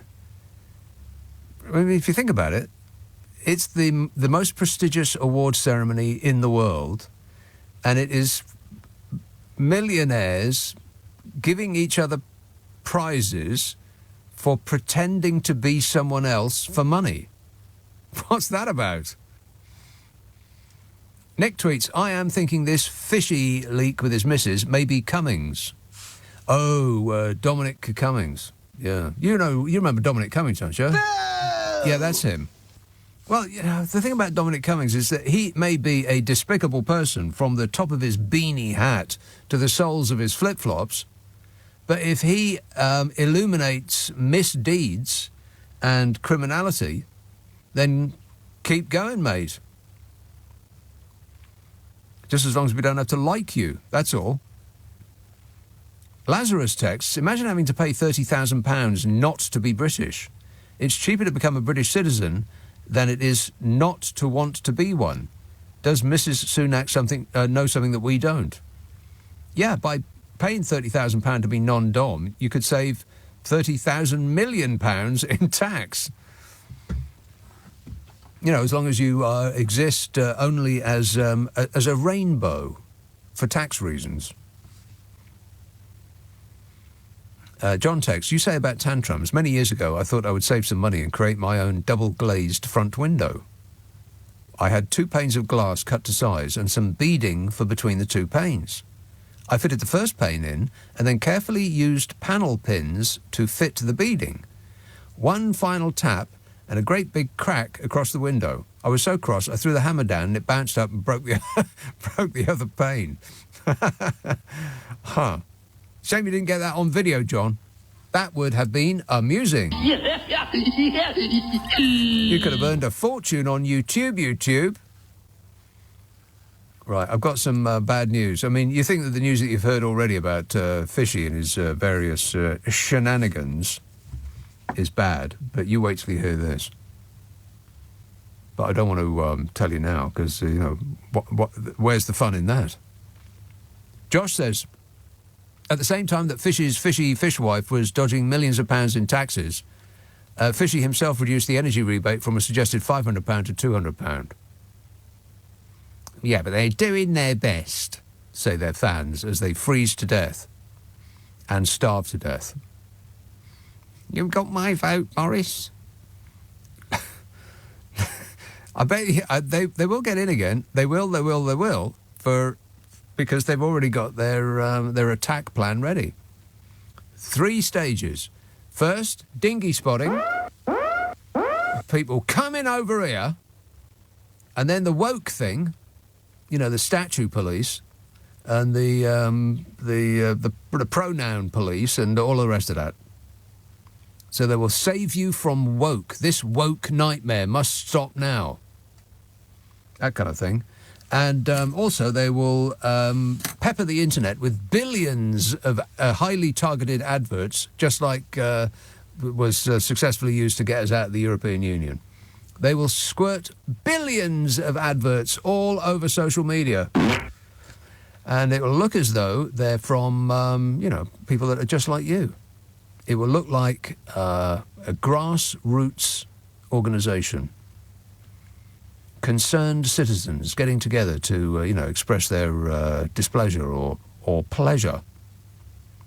But it won't be grassroots, it'll be astroturfing, which is when a large organisation, probably funded by a billionaire, and it's usually the same billionaires, same names keep cropping up all the time. And it will purport to be grassroots, but it'll actually be fake. That's why they call it astroturfing. Not grassroots. Plastic grass. Astroturfing. Get ready, because it's coming to a location near you. It's coming to a computer screen near you soon. Wendy emails, who plays golf on their own? Well, I did. Principally because I'm really, really bad at it, and I didn't know anybody else who played golf. That was when I was in Leeds, I think. I didn't know anybody there who played golf. What I fervently wished for was nobody on the golf course saying, oh, come and join us for, you know, a 4 or whatever, or a 3 or a 2. Because I didn't want to play next to anybody else, because I'm rubbish at golf. And, you know, just for, it's supposed to be relaxing. Is it relaxing? No. No, it's not. It's incredibly frustrating, and it wound me up no end. And the more wound up you get, the worse you get at it. That's the really annoying thing.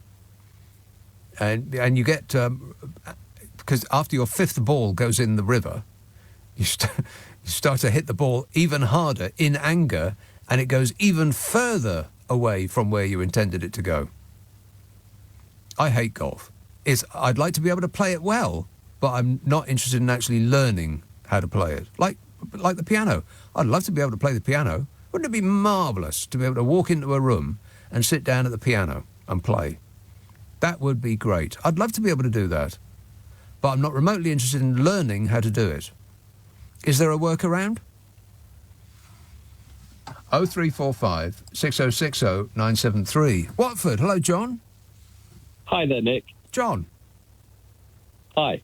Yes, John.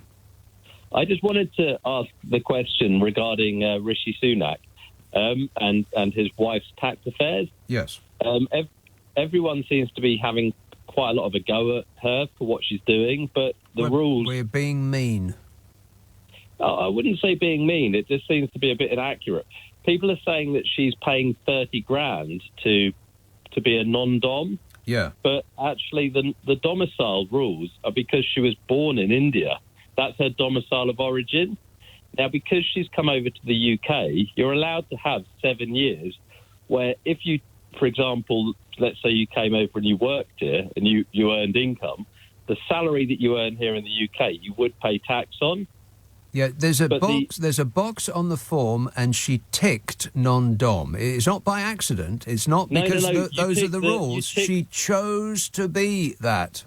No, Nick, it's called the remittance basis. You can tick to pay tax on the remittance basis. John, I've read about a dozen times today various tax experts saying that it was a choice that she made. She made that choice. It wasn't visited upon her. She wasn't some helpless individual who couldn't choose one way or the other. No, you can choose to pay the tax on a remittance basis. Only the income that you then remit to the UK, your overseas income that you remit to the UK, you pay tax on. Okay, my eyes are glazing over. This sounds like accountancy wonkery. But to tell us the it of it, she's been unfairly maligned. Is that what you're saying? Well, I think that it's just sort of inaccurate. That's all. Because if she is here for over 7 years, she has to pay $30,000. If you're here over 12 years, you're a non-dom, but you're resident here, tax resident here.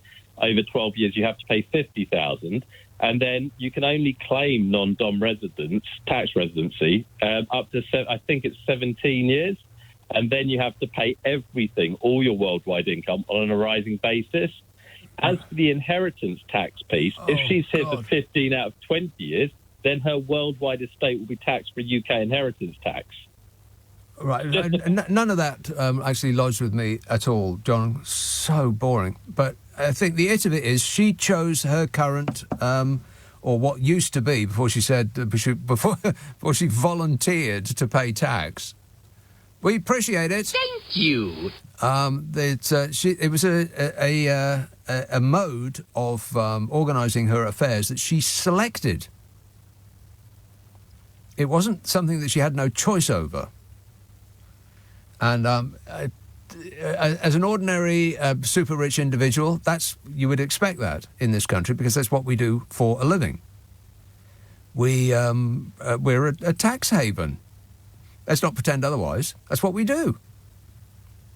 We used to make things, and then a certain individual... You remember Margaret Thatcher? No! Yeah, that's her. A certain individual made it such that we didn't make things anymore, and all we did was move numbers about on a screen to and from the Cayman Islands or the British Virgin Islands or, one of those other dodgy tax havens with the Union Jack flying from their government building.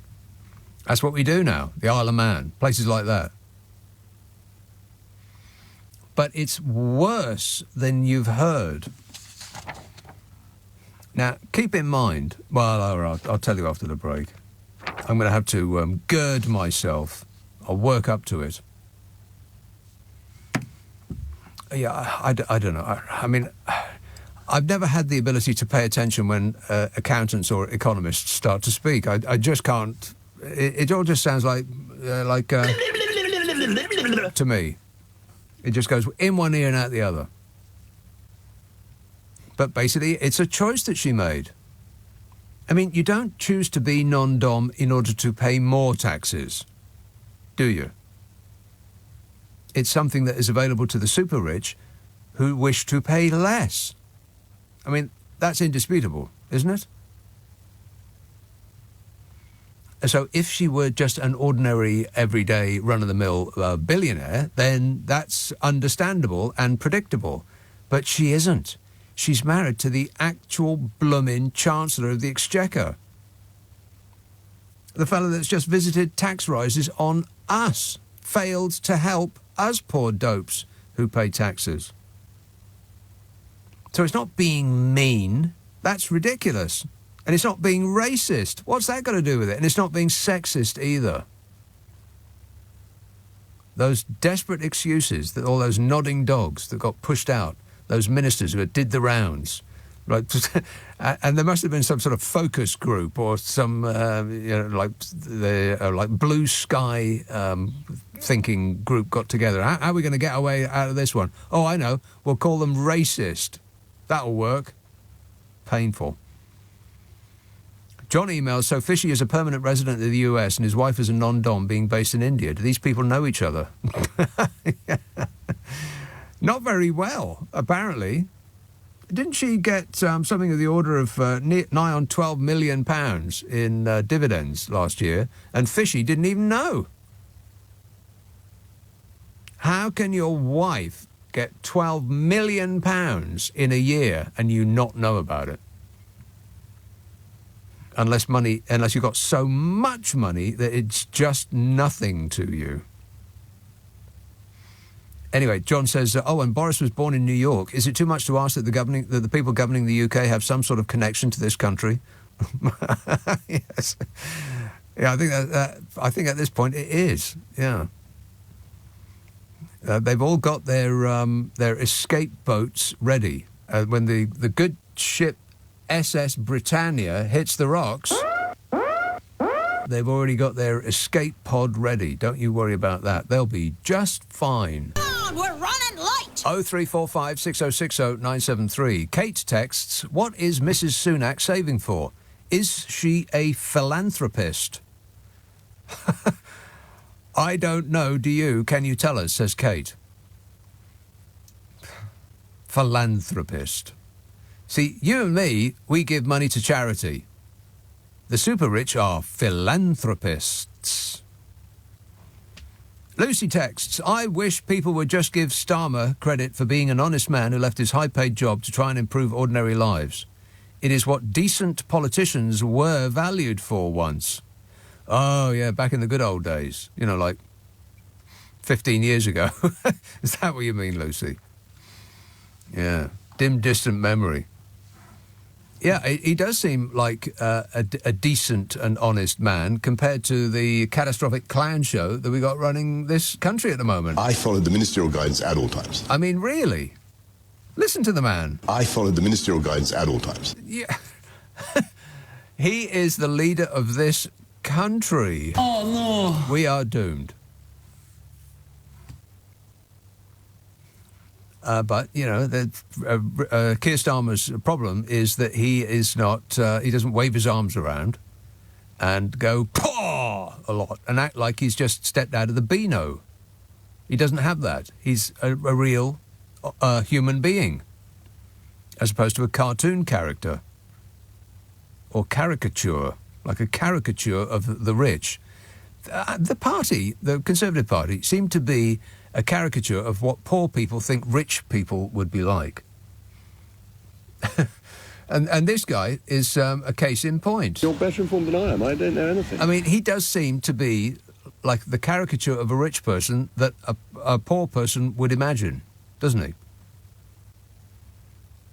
I don't know if he actually exists in real life. Is he a person or is it a hologram? Is he real or is it Memorex? Martin says, regarding Fishy's wife's non-dom status, can you imagine if this was Diane Abbott's husband? Oh, my God. I think the right-wing offshore billionaire press would have exploded.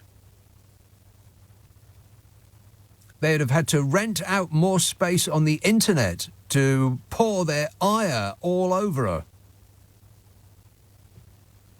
Sue texts, just think what Rishi's wallpaper is like. Carrie must be sick with envy. I wonder how she could ever get her own back. I bet he papers his walls with 50s. Must do. Or he has a whole new note minted just for him personally. Thousands. Jack tweets, I believe everyone should have a choice if they want to pay tax or not, just like the rich have a choice. I think that is a good idea, Jack. Yeah, I mean, if they have a choice, then why can't we have a choice too? I mean, I could decide to voluntarily pay a tax, just like the rich do, or not, as the case may be. Just depends how I feel. They do it, and they rely on us not doing it, because if we didn't do it, nothing would work. They can get away with it because there's so relatively few of them, the super rich. But if we all decided not to pay tax, then everything would crumble. Nothing would work. And so we run furiously in one place just to keep still in order to pay the taxes that actually don't really seem to benefit us that much. The government takes our taxes and they say, "Thank you." And that's the last we see of it. But it's worse than I've been explaining so far. I'll take this call and I'll tell you the bad news. Hackney, hello, Richard. Hello, Nick. You've kind of stolen my thunder because I'm going to say that I feel such an idiot. I mean, all of this time, I thought tax was compulsory. I never realised it was voluntary. Foolish Richard. The amount of money I've given to the Exchequer, just to have them blow it on heated stables and cheese and wine and duck ponds. Yes. If I'd have known I could keep it, I'd have kept it, and I'd have, spent it on my own duck pond. Richard, you must feel like an idiot. I mean, many people have suspected, but I didn't realise it was true until today. Right. Let me get this straight. If we charge rich people tax, yes, they'll go away. They'll leave, yeah, and they'll stop. Society will collapse because they're not paying tax anymore. Yeah, they're not going to be investing in this country, which is the excuse that some minister gave for not enacting a windfall tax on the energy giants. They're making billions and billions of pounds, more than they could possibly ever have dreamed because of the high price of energy. That's the one where they take away their business and they stop employing all these people. Right. Half of which we're paying working tax credits to because the in-work payment is so low. Correct. It can't actually sustain you. Yeah, that's socialism, but that's good economic policy. That kind of socialism where the money goes up to the rich. That's just economic prudence. But the bad socialism is where the rich have to pay for a lot of poor people, and we wouldn't want that. No. It just encourages them. Right. So as long as they're not paying tax and they're not paying their workers, they can stay here, but God forbid they ever leave. I know. Then we'd really be in trouble. We'd really be in trouble. All right. Thanks a lot, Richard. All right, here's the bad news. 2 companies linked to Chancellor Rishi Sunak's wife both took taxpayers' money to pay UK staff under the furlough scheme during the pandemic. What? The Fish's wife, who is estimated to be worth north of £700 million, has come under scrutiny for her tax-reducing non-domiciled status, as you know. But it's worse than that. She is apparently the fashion designer daughter of the billionaire who founded the software firm Infosys, which furloughed 3% of its UK staff in 2020. Now, keep in mind that the owner is a billionaire. The company was estimated by sources to have had up to 10,000 workers at the time, meaning up to 300 workers were furloughed. Now, our billionaire could just have continued to pay their wages. But why would you do that, when we poor dopes who pay taxes can? 42-year-old Ms. Murty also claimed up to £635,000 of furlough money at her gym business, Dig Me Fitness, when it closed its 8 studios in London and Oxford. Is that true? She's worth 700 million quid, and she claimed £635,000 of furlough money, which her husband was doling out, by the way. Ms. Murty had a 4.5% stake in Dig Me Fitness and was a director of the firm, but it collapsed, leaving the taxpayer, that's you, with debts of £415,000. Figures revealed by the Daily Mirror in February 2021 showed that Digme Fitness had claimed between 50,000 and 100,000 in furlough money in December of 2020. But it's worse than that, because a later report in The Times in March 2022 then revealed it had received between £310,000 and £635,000 in furlough between December 2020 and September 2021. She's worth £700 million or more.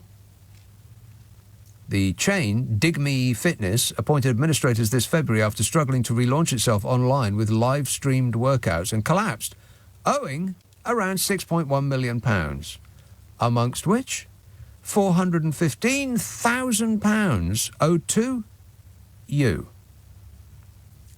Specifically, owed to Her Majesty's Revenue and Customs, which were said to be for unpaid VAT, PAYE and National Insurance. That's according to The Times.